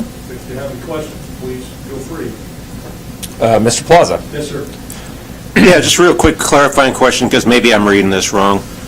Under training for 2021 budget, $25,000, is that correct? Yes. And we only sent enough guys to training to spend $6,500?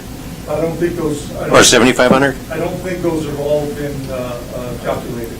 No, that was I know that we've gone through some training in the last couple of... I think Sergeant Keller went to training, well, a couple of the officers went to training, and they were significant expense, so... Okay, so we did spend that, pretty much that entire amount? I'm not sure if we'll make it to that total expense, but... Okay, yeah, because that's, call me crazy, but that's one of the areas that I think it's okay for us to spend money in, so... I agree. Yeah, okay. And a lot of that training there was a significant cost reduction because of Zoom training, online training, and so on. So I think we'll definitely see that increase once the COVID restrictions relax a little bit, because there was a lot of entities that didn't offer in-person training, including some of the stuff that I've gone to this past year. Yeah, that's 7,500 is from fiscal year 20. What we don't have, and that's what I asked for earlier, is what have you spent through the first 9 months of this year? And I agree with you, but this is a prime example of, well, he wants 40,000, but if he's only going to spend 20,000 for the year, that's a great conversation. Tell me a little bit more why you need it, and this would be an area I would tend to agree with you. I think we're a little low on our training dollars, because there's required training that has to occur to keep our officers compliant. Is that correct? Yes, sir. So there's 24 hours that are required of continuing education as we go through the year. and these officers don't do that for free, right? They get paid for that, and that's Correct. right. Okay. And is that pay just part of their salaries and benefits? It doesn't actually hit the training bucket. The training bucket is specific for expenses that would be incurred by The classes. the cost just for the class. Registration fees. Registration, hotel, Lodging, mileage. per diem, and- Got it. Yes. Chief Kelly, Yes, that's what you know of training right now. And then the way it looks, how society's going and stuff, it sounds like down the pipeline, there could be a lot more training requirements for the officers that could be coming down. Absolutely. So, yeah, that's what I'm going to say. There's mandatory requirements from the Criminal Justice Training Commission that we have to go to, and those will be a little bit of an incurred cost. what we're trying to do, and the training sergeant, the previous training sergeant did great work doing this, is trying to find anything local that would alleviate a little bit of the cost for lodging and per diem and those type of things. But some of the training that is specific, we're not able to do that. Sometimes we have to send them to Oh, yeah, I understand that, so I'm concerned about what they're talking about putting on demand for, besides what you guys normally got to do, this other training they're talking about. I'm like, I hope 40,000 is enough, because they're talking about some crazy And some of that expensive. could change, and it may require us to have a conversation again about increasing or making an adjustment. Yeah. But right now, it looks like there's some things that'll probably come down the pipe as far as what the Criminal Justice Training Commission, the AG's office, and those type of things, once those policies and procedures are in place. Because some of those mandates that we have now are not in place as far as policies and procedures from the AG's office or Criminal Justice Training Commission, so those will be down, and I guess we'll have to talk about that when they show up. So just to be clear, a lot of the state mandated training that you guys are being forced to do so that everybody feels better about themselves, that's coming out of your training budget? And the state is not paying for it even though they're forcing you to go? Correct. Lovely. That's why I wanted to bring this up. I have a Mrs. Holland? So the second line from the bottom, Equipment, if criminal you justice. explained this, I'm sorry, I didn't hear you. Because it jumps from $1,000 to $172,828. So I just wondered what that is. Well, there's some really cool things embedded in that. Okay. The good part. I hope so. The good part is, I'll start with the cool part. Is 25,000 came from the state as part of the CARES Act money and criminal justice money. And we, council authorized that to go towards our body camera purchase. On top of that, the council also authorized an additional $20,000 for that package alone to be able to sustain that for 5 years, because we had to sign a 5-year contract for the camera program. The bigger cost is going to be for the bones of a sally port. Now, the bones would be the framing of the sally port, and I'm in the process of working with Steelscape, who is willing to donate the external, the shell of the sally port. So I'm working with them now to find out what that total package is going to look like. But we would have to incur a little bit of the cost for the interior of that, the bones of the structure itself. They're an amazing company. They are. The framework. They are. And I learned that last spring, and we started to discuss that, and we'll wait for some final things, and maybe that'll happen, hopefully, maybe in the late winter, early spring. Cool. Thank you. Any other questions for Chief Kelly? Thank you, Chief. Thank you. Ms. Coleman, we've got 3 3 minutes. yeah, no. No, we've got 3. That's not going to be enough. You've got 3 different things here. If you could just direct us on what packet to start with. Oh, you have 3 different things, huh? I've got capital projects, park, and public works. All right. Where would you like to start? Well, I don't really do it that way. Okay. I'd like to start on, I just want to go over each section as a whole. Okay. So just a second here. For what it's worth, That's what- I appreciate the color pictures. That wasn't my doing. But you're welcome. Wow. Just rub it in. Sorry. Just rub it in. Too soon, yeah, too soon. Well, just so you know, I just want to share that I was told that I wouldn't be able to present tonight because there wouldn't be time. but I'm very excited that there is time. Because you get to talk 2 days in a row. No, I will be done tonight. I will be done if you don't have any questions. If you don't have any questions. My goal is that I am so thorough that you have no questions. So we'll Perfect. see. Well, I can't guarantee that, but anyway. Okay, so what I want to start with is something that I have not shared with council. There we go. But I did share with my committee, and that's grants. You know, we've talked about grants that we've had for the past few years, and when I do the budget, what I have to budget for, and when I look at my expenditures and revenue side, I look at what are we bringing in grants, and what are we putting out in expenditures because of those grants. So I just want to go over a couple of the grants with you and just share with you that when I do the budget, I've accounted for the revenue on the grant side, I've accounted for some COVID relief dollars, and I did the revenue side of it. And then I also accounted for, in that expenditure side, what we have to have for the grants that we've already received and accepted. So when I do the budget, that's what I'm accounting for. So I just want to share a couple things when I talk about some of the capital projects. So if you want to put those up there, Pete, that would be wonderful. When I talk about some of the We're on the capital park one. projects, Oh, no, we're back over there. we have some money left over and that I've put into the expenditure side of the budget for projects that we're closing out this year. So when I ask for some dollars, it's because the Scott Hill Booster Pump Station, we have a big change order, so I've accounted in the expenditure for that. Go ahead and go down to the next one, Pete, please. Thank you very much. Right here. The water treatment filter plant restoration, I have accounted for money in the expenditures for that, for the filter number 1, which, was postponed because of COVID, and then filter number 2, which is going now, is postponed because we're working on filter number 1 right now up at the plant. So when I do my expenditure, I've accounted for the water treatment plant 1 and 2, and then next year will be 3, and then the next one. I also have to account for, we did the Goring overlay and the ADA ramps.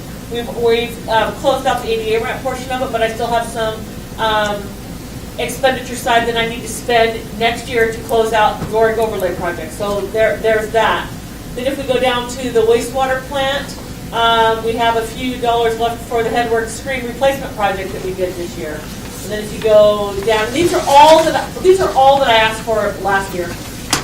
Lakeshore Drive pedestrian and pavement improvement. So that one right there, when I account for the revenue and expenditure, I account for how much revenue did we receive from the grant on that one, and on that particular one, I gotta blow this up because I can't even see. Make sure. Okay. Find it here. We received $845,000 for this capital project. So out of that, when I do my expenditure, we need $131,000 in matching funds. So I've accounted for that when you look at the streets in Lakeshore. So that's what I've accounted for there. If you look at the West Scott Avenue full depth reclamation, we have 2 phases. One's on the east side of the tracks, one's on the west side of the tracks. When I put the money in here, we have 2 grants, TIB grants. As we know, it's $1.2 million for each grant. For this grant that we have $125,000 match for each of these grants. So I've accounted for, on the expenditure side, $125,000 for matching each of these phases. In addition to this, to be able to do this full depth reclamation, we have 2 other projects that have to happen in order to do this project. So if you scroll down to the next one, we have the Bnsf pedestrian crossing. So this one right here on West Scott Avenue, we can't get the grant money without doing this Bnsf crossing. So when you look at my expenditure side, I've accounted for $25,000 for Bnsf, and then the matching funds for the Section 130 grant that we received. That Section 130 grant we received for this was, let me look here real quick, $500,000. So we received $500,000 in grants, but I have to come up with $25,000 matching. So when you see that there's revenue coming in and there's a little bit of expenditure going out. So if you go to the next one, you look right here, the West Scott Avenue water line crossing. So this is the actual water line that is going underneath the railroad tracks on West Scott Avenue. There is no grant money for this. This is part of our capital expenditures in our capital expenditure program for water. And it's also to help us increase that water flow to go over to that 400 acres that we're developing, right? So on this one, I have no money for that, so I've accounted for, in my water plan, for $500,000 for this water line crossing. You go to the Davidson water line crossing, which is on the other side of town tracks. We received $500,000 in grants to do the Davidson water line crossing. So I've accounted for $51,000 of matching funds in streets to match the Davidson water line crossing. So we have two different water line crossings. One I have a grant for, one I do not. One has to come out of the water funds from our utilities. The other one comes out of grant funds. If you go to the next one, we have lift station number 8. That's in our capital expenditures, and that's in sewer.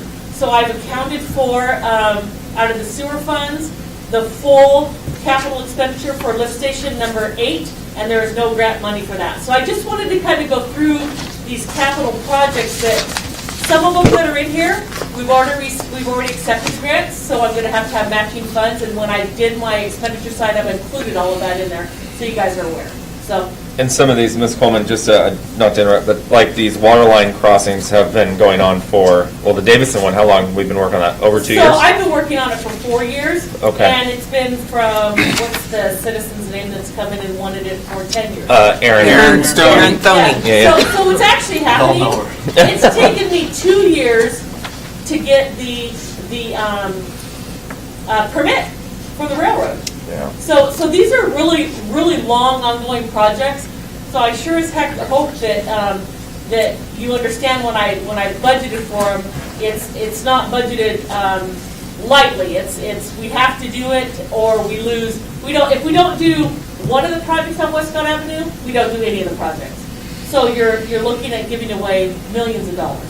And I'm adding up over $3 million, and with the majority of it being grant dollars. So, yes, it is over $3 million of just for this next year, and what we've already received to date is $1.5 million that we've already completed in grants. And then we have another $13 million that we're working on that we have tentative for Exit 21 that we're working on. So it's a lot of money coming in with very minimal funding on our side. So I'm excited for it. So that's kind of where we're going with the grants. We're going to stop you there for just one moment. Yeah. Mr. Chapman. Chief Coleman, you said there's 3 projects you don't have grants for. Yes. Has that I don't have in my capital expenditures. Has that ship sailed, or is there still a chance you could get grants for these projects? No. We can't get grants for some of the projects because they're maintenance projects. They're not new. Okay. So when you're doing regular maintenance, it's hard to get grants for it. The only ones we typically will get grant for is TID funding, or like we get the STDGP funds, which is for Lakeshore Avenue when we're doing that project itself. But like our grind and overlay, we don't get grants for that, so I've budgeted $50,000, which I have for the past couple of years. We didn't have it in previous years because we didn't have the funds, but it is, as you can see, the past couple of years we've been doing grind and overlay. So slowly, I think you see that our roads are getting better and better in Woodland. It's a very, very slow process. Corey's awesome. I think you can see it in the sidewalks.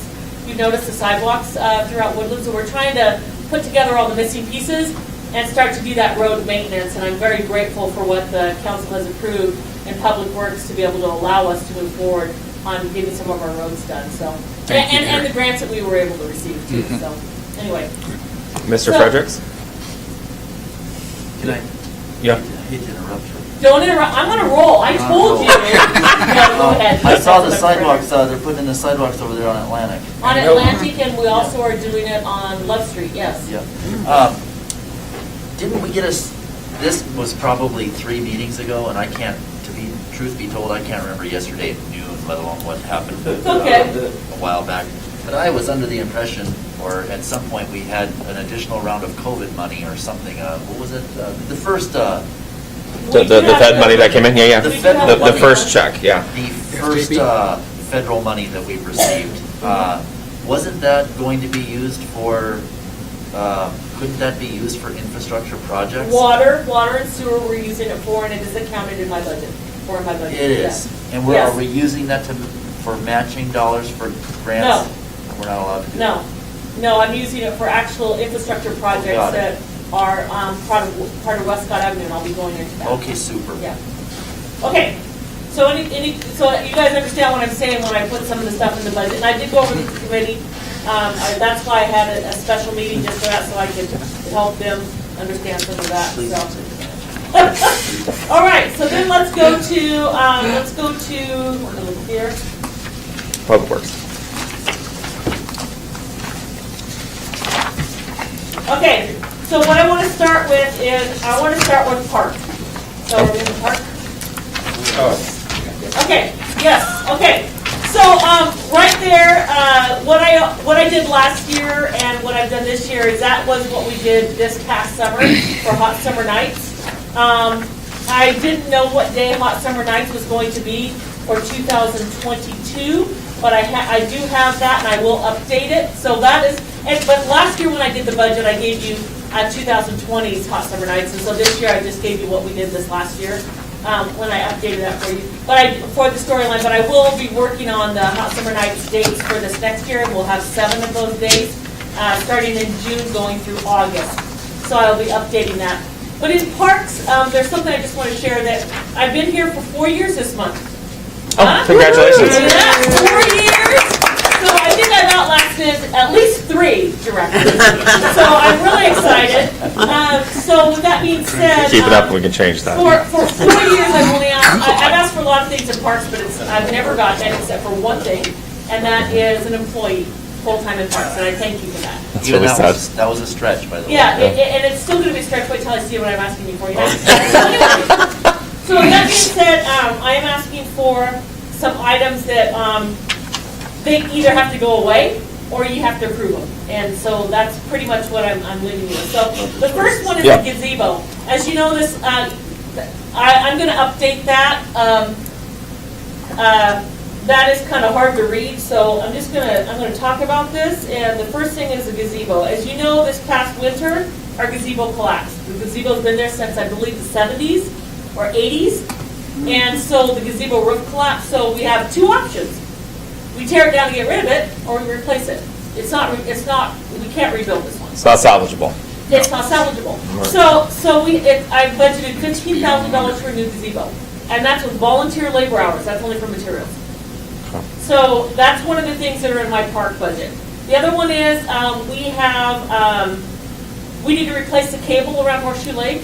It's starting to fray. So the cable that goes all the way around the lake, so it's starting to fray. So I put in a budget to replace the cable. We have garbage cans that are rotten on the bottom. So and water's just leaking out of them, and they're corroded. We painted over it, but you walk up there, you can stick your hand through it. So I accounted for a couple garbage cans, not a lot, because they're $500 a piece, but just a couple garbage cans to replace the ones that have the big holes. And then also a sprinkler system at Horseshoe Lake. Yeah. The materials themselves for a sprinkler system is about $12,000. So as you know, we don't have a sprinkler system. We have that big cannon that we shoot out there at Horseshoe Lake. We are having our Planners Day 100th year celebration this year, and in 2012, Public Works was going to put in a sprinkler system at Horseshoe Lake, and it never happened, so they had bid items and stuff, so I've had it rebid. And we're only talking for the materials, not for the labor, we'll do it ourselves. But I did put in for the park about $12,000 for materials for a sprinkler system, because I'd like to get that park looking, that field looking, and it would be one that you could drive over, you don't have to worry about damage on the sprinkler heads, but I'm trying to get that park looking well for our 100th day celebration for Planters Day. So that's one thing that's in there. Also, we have a lawnmower that's, I believe, 17 years old, a riding lawnmower, and we also have a push mower. I don't know the age of the push mower, but I know that it's not pushable anymore. So I put in the budget for a riding lawnmower and a push mower, and we need some new tires for our Gator, and so that's $25,000 that I put in for that. And then, last but not least, I don't know. the community center. I don't know if any of you have been to the community center lately, but yes, it needs a new roof. It's needed a new roof for 2 years, and we put that off. And siding. So I budgeted $12,000 for roofing and siding for that community center. And if you look at the siding, it's deteriorated, and we're starting to get a rat and rodent infestation in the community center. So it's time for us to seal some stuff and make sure we don't get a water leak, since we just remodeled that 2 years ago. So those are the big budget items for the park. So if you want to cut anything, you're either going to be cutting from a new roof, siding the community center, a riding lawnmower, a push mower, gazebo, a sprinkler system, garbage cans, and cable replacement. So that's what I put in for, and it's about a $75,000 cost. So some of the questions that came up in the garbage can, I know that you like $500 for a garbage can, but I know, but there's special garbage cans. Can you explain the garbage can? Yes, so the garbage cans are not just the round, they're the ones that look like rock. And so people can't lift them up and take them, you know, the ones that when you go out there, so that's what they are. All right, I was And thinking they about have the actual metal garbage can. No, it's the rock Okay, ones. all right, I'm with you. And then they run five, and you can't Yeah. pick them up and take them, and they have lids to them, and then they also have liners inside, so everything doesn't sit inside and stink. You actually, it has a round liner inside of it that you put your garbage can, actual plastic liner in. Previously, Yeah, people would they're pick commercial up garbage and throw cans. them in the lake. No, I Yeah. can, And then we have to go retrieve them. Stop grinding my teeth. I Well, thought we were just talking and- about regular trash cans. And people also have thrown their coals in it, their hot coals after they barbecue, so we have to make sure that we don't have a fire. So those are, they're special garbage cans. We Their have kitchen taken- garbage cans go Well, here. that's what I They're was about that saying. size. Rubbermaid special? So anyway, so that's, and it's only a Yeah, couple, special I've only tax. budgeted for, I think, 4 is what I put in there. So we're talking $2,000, but anyway, if you want to cut, that's where you cut, stuff like that. Mr. Fredericks? Yes, Mr. Fredericks? My assumption is that these items that you're requesting are not included in your budget, so when we receive the balanced budget that we're going to get. They are included in the budget. They are included? Yes. So, and we still have a balanced budget Yes. with these included items? Yes, sir. Is there anything that's been mentioned so far this evening that's not included? Well, No. I'm going to, well, No, there is not. I want to look at the entire organization, not just your department. Oh, I'm sorry. Mr. Goddard, I'm assuming your Chief people are not Kelly, yes. included. The halftime code enforcement person is included, the full-time clerk too is included. Is. And Mr. Chief Kelly. Kelly's, Chief Kelly. I forget my own name. What's your face? Don't be offended. Yeah, Don't be what's your offended. You with the shiny stuff at the end. The $50,000 for the new computers, I feel like we've spent $250,000 on those computers in the last 3 years. No, the computers are not, the body cameras are. Computers are not, the body cameras are. Correct. And do we have a list that will be provided by department of enhancements that are not included in the budget? Yes. I'm going to get to mine. That are not included? Correct. And then you'll end up with a list later. Okay. Thank you. You had a question about the tires? They're not $25,000 tires, correct? No, that's the total for the That's- riding lawnmower, the tires, and the push mower. Okay. Well, You kind of need that, right? Yeah. Okay. Yeah, well, we don't really need anything, but it's desirable to have those items if we want to maintain our parks. The guys use clippers. Well, the lawnmower, I believe, was requested a couple of years ago, but we didn't have It money in the was. budget at all. So these are the capital items that I've pushed off since I've been here. And we don't have a long-term vision or plan for Horseshoe Lake Park as far as what we're going to do with the big field. I've heard there's been discussions in previous years that we're going to put blacktop on it and we are going to create parking spots. No. And No, if anything, I would look for some type of, well, we have the RCO grant, the splash pad, Yeah. and the additional restroom down by the skate park. But also looking at probably AstroTurf, so it can be used year-round, and Okay. possibly have teams that could also use that in addition to Scott Hill Park. Because Scott Hill Park, if it doesn't have AstroTurf, you're not going to be able to use it year-round. imagine if you could put a AstroTurf soccer field over there. How about an AstroTurf football field? Football, That can be used for multiple Yes. sports, because Rugby. soccer can be used for Soccer, everything. football, Football can right. be used for everything. Yeah. It can be used for track, it can be used for soccer, it can be used for a multitude because of the size. Rugby. So I don't know how long that Horseshoe Lake Park is, Javelin. but my envision, my personal envision, is AstroTurf on there somehow, some way. It's very expensive, but, we'll put that over the sprinklers. no. So we aren't going to get there anytime soon, but in the meantime, we can at least keep that grass looking green, which it hasn't looked green for a number of years. And it's rather embarrassing when you have a picture in the paper of brown grass when you're trying to host a summer event. come to Woodland, and they show you dead grass with kids dancing and straw in their hair. So I'm just saying it would be nice And to dust have boogers. some green grass. Anyway. Just keep in mind with some of the folks in our community have a rough time keeping their own grass green, and Oh, that's well, something that's that's. the reason why you have an irrigation system and you have it set on a timer and you only water certain times during the day. And if we have a water shortage, then we don't water. Yeah. So. Okay, Keep going. anything else for parks? Anything else for parks? Okay, so let's talk about, I'm gonna skip streets because it's long. I'm gonna go into water, okay? So in water, the biggest expense we're gonna have is stacking. And that's because we need to have additional staff in our water plant for training to be able to test. So we have 2 more water staff that we are bringing in. We have one person that's retiring this next year, which you guys are aware of. So we'll be advertising and we'll have some overlapping hours for water.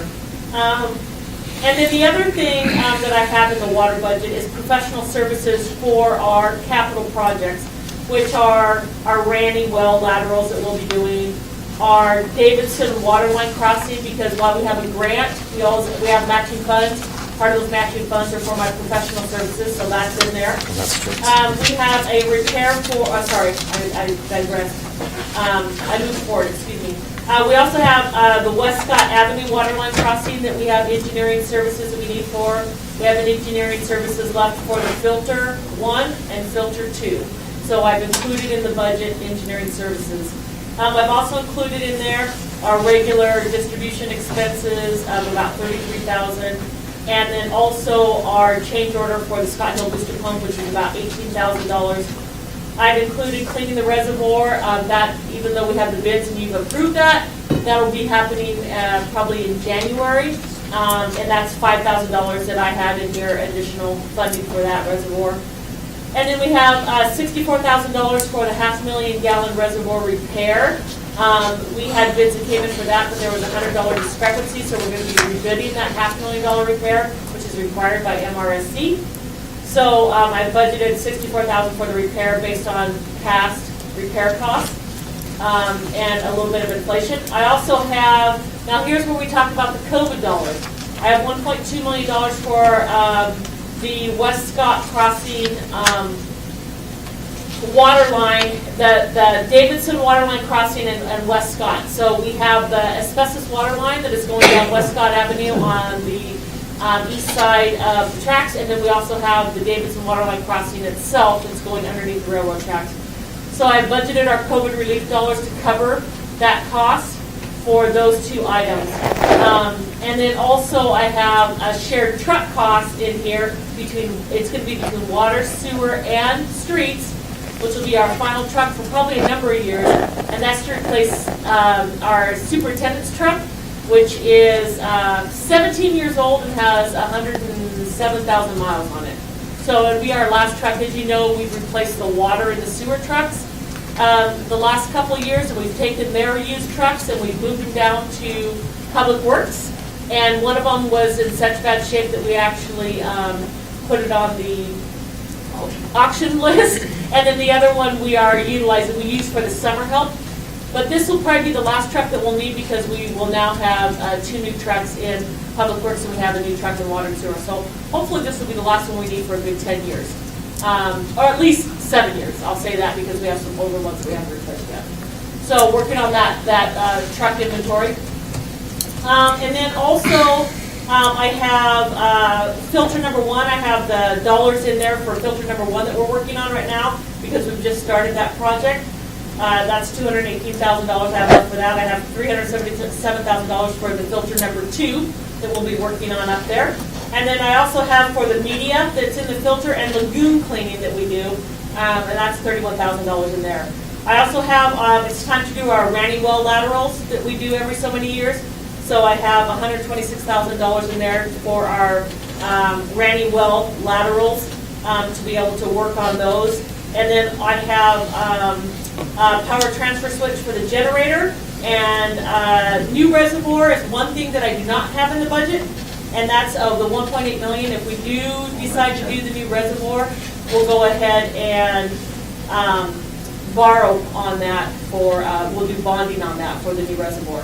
So as of right now, that's my water expense, and all that is part of a balanced budget, based on the revenue that we'll be bringing in. When we talk about the water reservoir, though, that is part of the water study that came out. That It is part of the water study. that will be done. Capital improvement plan, and Yeah. we did plan on borrowing, bonding for that project. I don't know if I'll be able to get to that reservoir and be able to get the bonding done this next year. I put it in there, but I haven't put it in the actual budget itself, but I put it in the, I'm trying to get to it.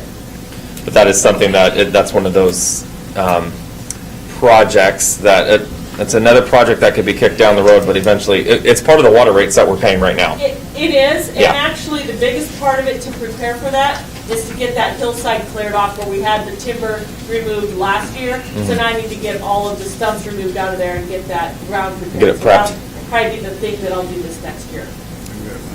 So any questions on the water? But that's not budget? budgeted yet. That is not, but the stump Stump grinding grinding? and removal of stumps is, but the reservoir itself is not. Okay. Questions for Ms. Coleman on that?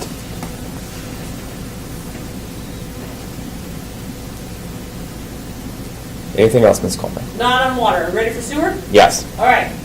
So in sewer, number 2. I actually am not spending Oh. as much. We're gonna stop right there. I'm sorry, there is a question for a quick break. I can give you 6 minutes. I don't only need like 2. Oh, okay. We'll go into recess for, well, let's just do 4 minutes. Take 3 and wash your hands. This conference is no longer being recorded. That was awesome. That was so inappropriate. Oh, wait. Somebody might be watching. Did stay on site. Okay. Keep going. Okay, all right, here we go. Let's talk about sewage. Number 2. We're back on? Back on.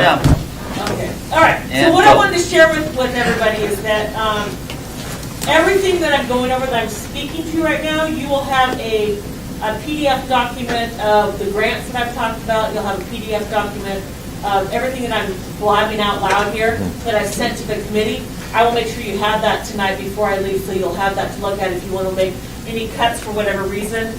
But everything, again, I'm telling you, is in a balanced budget. So you shouldn't have to cut anything, but if you find that you want to cut it to give to a different department for whatever reason, you can see those items, and I put the line items in there, what I've accounted for and what you might be able to cut. For instance, if you decide you don't want a gazebo and you want to give that money to the police or whatever you want to do out of general fund, you'll have that We don't help the information police available. out. Can I have a request? Yes. Is it possible to get this information in a binder by department like we have had in previous years without causing the city administrator to pull out his hair? Well, Color? so Yeah. mine's 3 pages. It's just a 3-page. Okay. Yeah, we'll get it organized and. I hate piecemeal. I'm sorry. I'm just Yeah. being. I'm just telling you about what I'm talking about Okay, tonight. thank you but so much. The answer is yes. Oh, are you? Okay. Got it. The answer is yes. Okay. It'll be black and white. Yes. Excellent. No color for Thank you. you. No pictures. Okay. No soup for you. So in sewer, if we're Best talking about ever. sewer dollars, I will tell you that the budget that I put together this year is less than the revenue that we're bringing in. So we'll be able to put a little bit more money in our reserves for sewer, which is great because we have some projects that are coming up, some lift stations that we'll be doing some work on the following year. So it'll be good that we have that money sitting on our reserves. So I've accounted for professional services for lift station number 8. We're going to be redoing lift station number 8. And I've accounted for capacity analysis, which is where I'm talking about, where we're going to have some additional funds that we're going to have to spend in future years on lift stations 2, 3, 9, 1, 5, and 11. So those are some stations that we just want to run our analysis on to make sure that we're where we need to be for development. So then we have money set aside to rebuild lift station number 8, and that was in the capital plan that we showed you earlier. And then we also have money for lift station 4, that I've budgeted for, $500,000 there. And then we have a lid and repair in the road for lift station number 1, that I budgeted for that. And then our back contract for preventive maintenance, which we did this year. So I've budgeted for our preventive maintenance contract to back out our lift stations on a regular basis. I've also accounted for 2 pumps and covers for lift stations.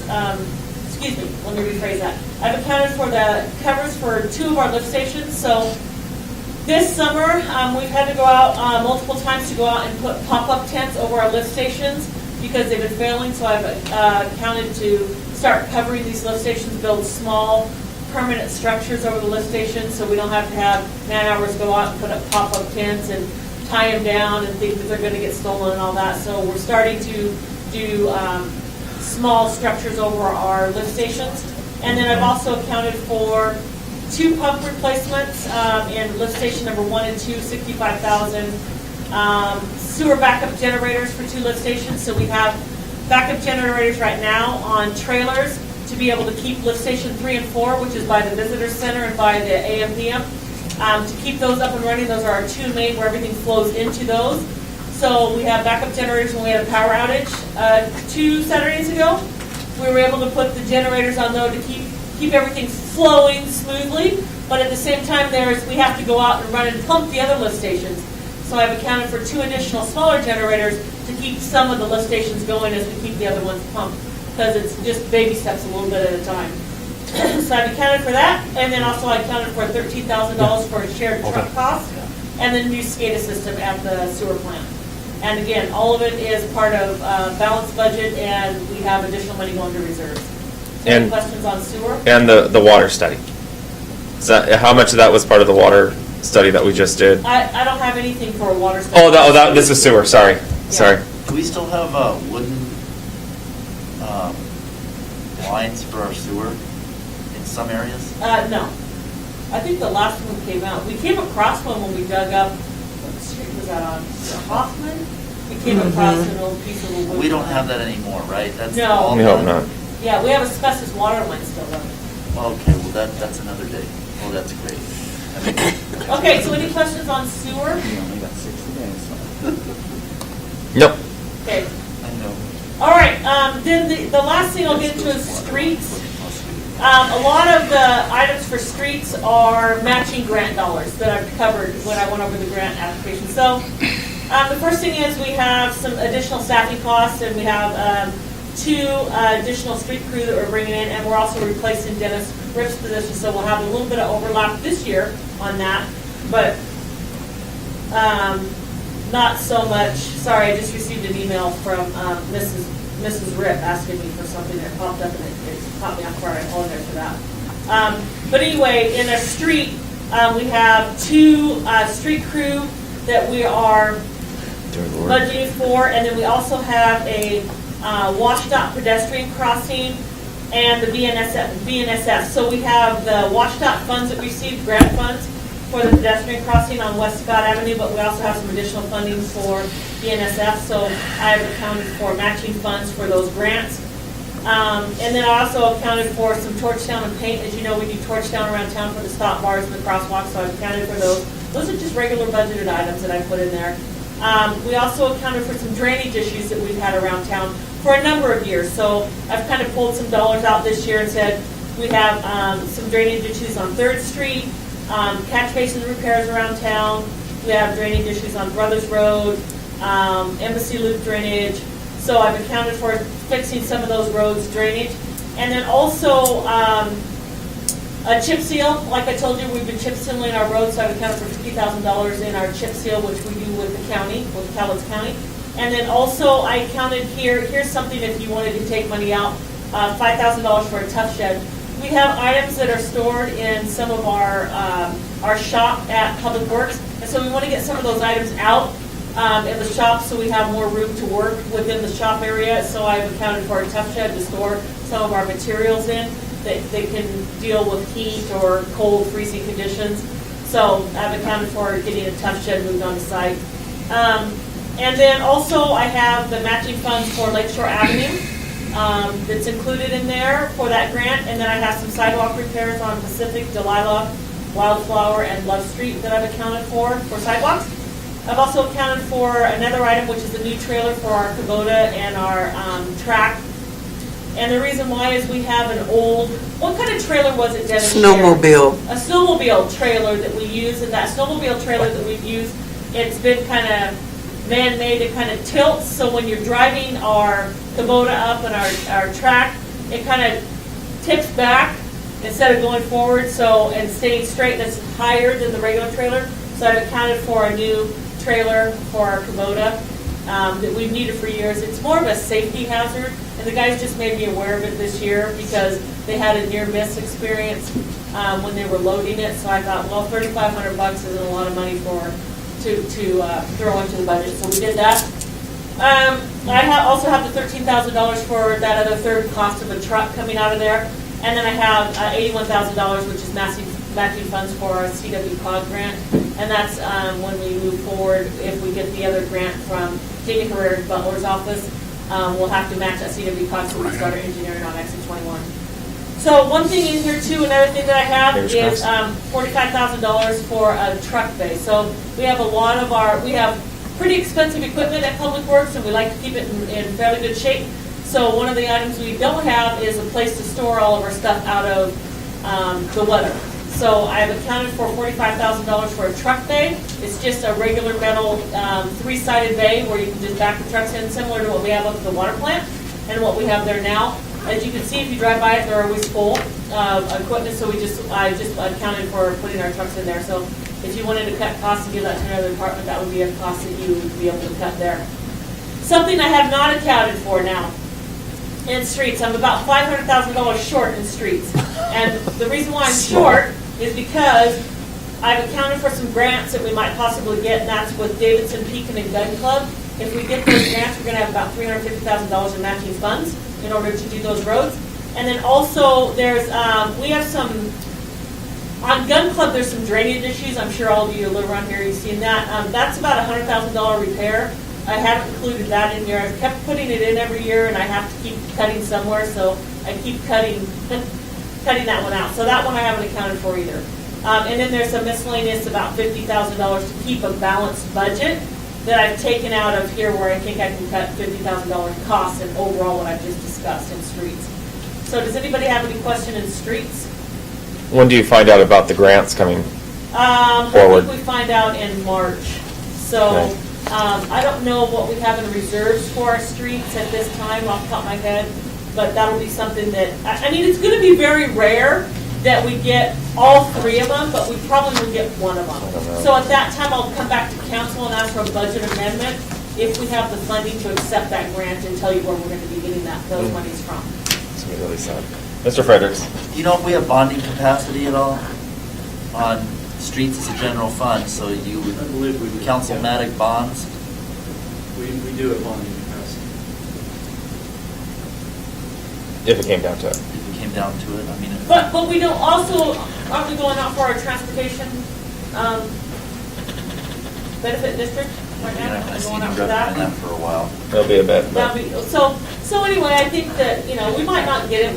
We've been pretty generous in getting some grant funding for some maintenance on our roads the past couple of years, so it would not surprise me if we did not receive any money. That's why I didn't put it in the budget, because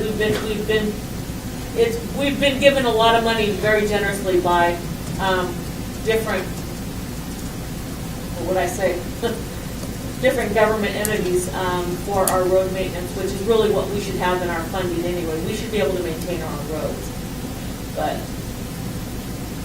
Is there a reason, I can't remember what the reason was, why we keep putting off the stormwater district thing?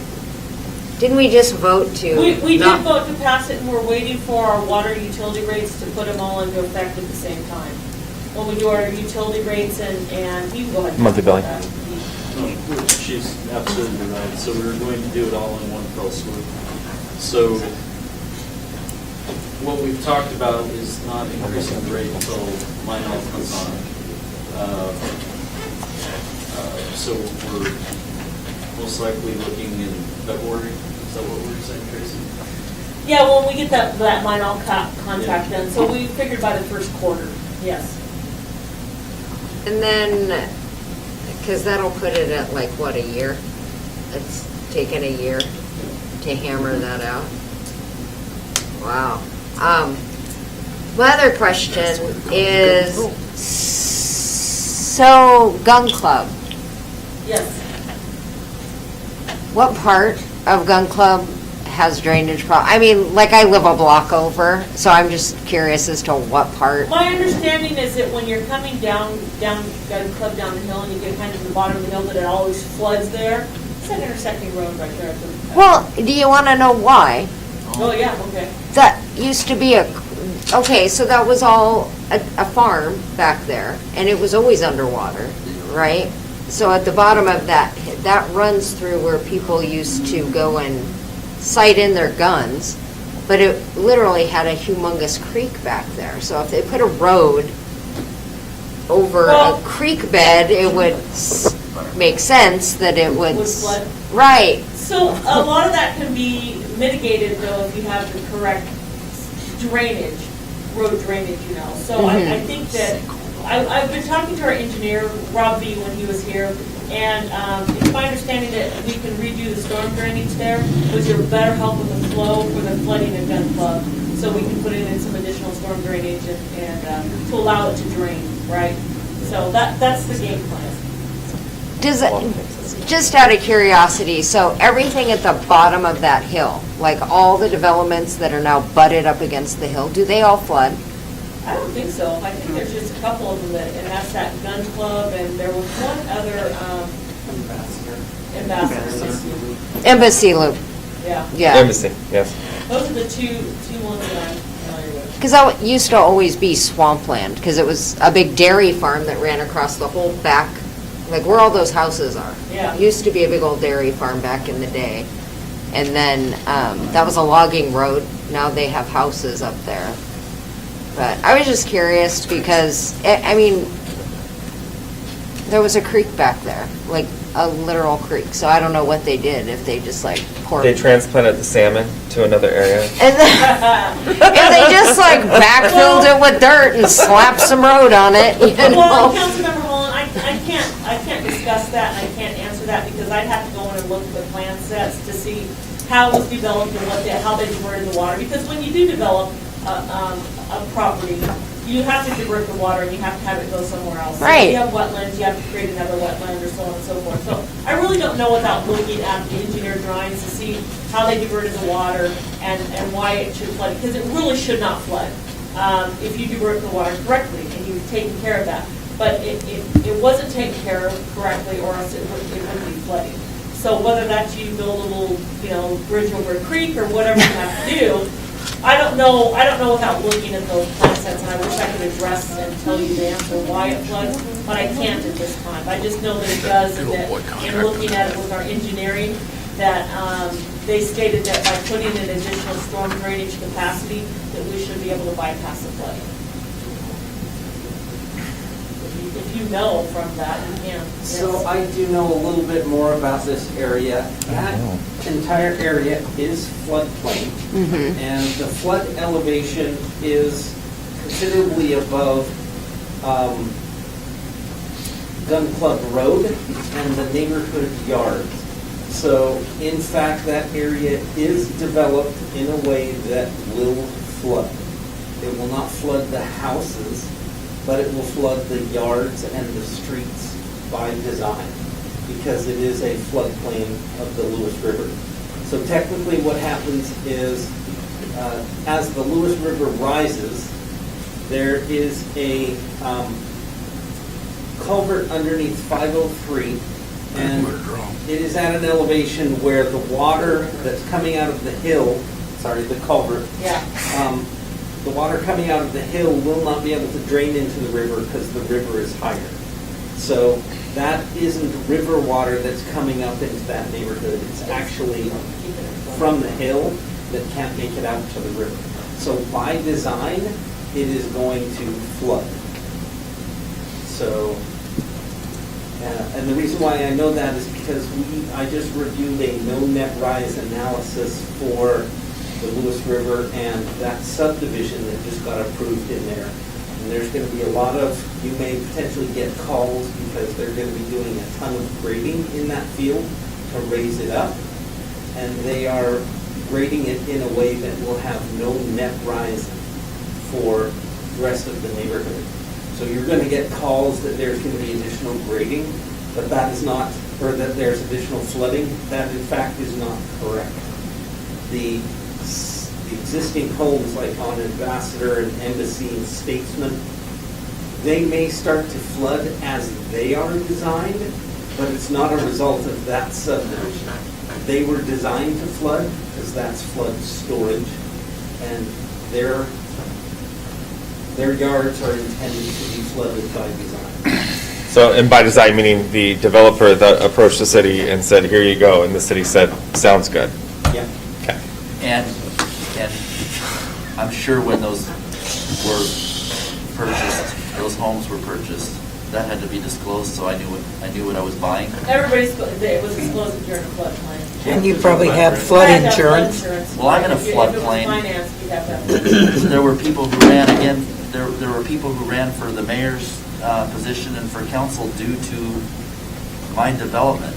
The development that at least 3 of us live in, that are up here, was a very significant thing because they raised our level higher, and a lot of people were bent out of shape about that, I guess, enough to where they decided to run for elected office. I'm glad to see that it worked.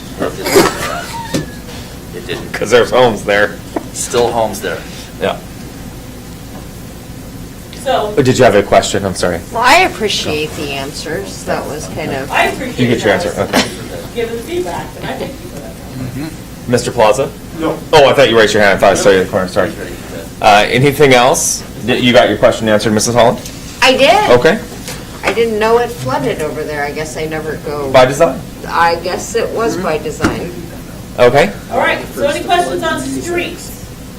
And know that if we do get grants, I'll be coming back and asking for a budget amendment if we do receive a grant. And I will let you know where that money's coming from at that time after I talk to Mr. Boyce. Okay. So, all right, so, and as you guys requested, you don't want me to send that to you in an email. You would rather have it in a not piecemeal, but give it, and we'll put it together, right? So you don't want it emailed to you, correct? Correct. Okay, I will not email it to you. I will give it to Pete, and he will put it in a nice packet for you. Perfect. We have 10, oh, did you have anything else, Ms. Coleman? Well, I'm just asking, do you guys have any other questions? Balanced budget? Not yet, Not yet. but I got a place where I can find some additional money if those priorities Yes. Oh, look jeez. a little different. That makes me Yes. nervous. Oh, yes, it does. Well, at least I gave you the options. I like options. You have Yes, one more chance. that's you. what it's about, options. Thank Okay, you so that's so all I much. have. All right, the time is now 9:50. Mr. Boyce, can you do yours in like 8 minutes? You know, maybe. Or do you want to wait? Well, I'll give it a shot. You want to give it a try?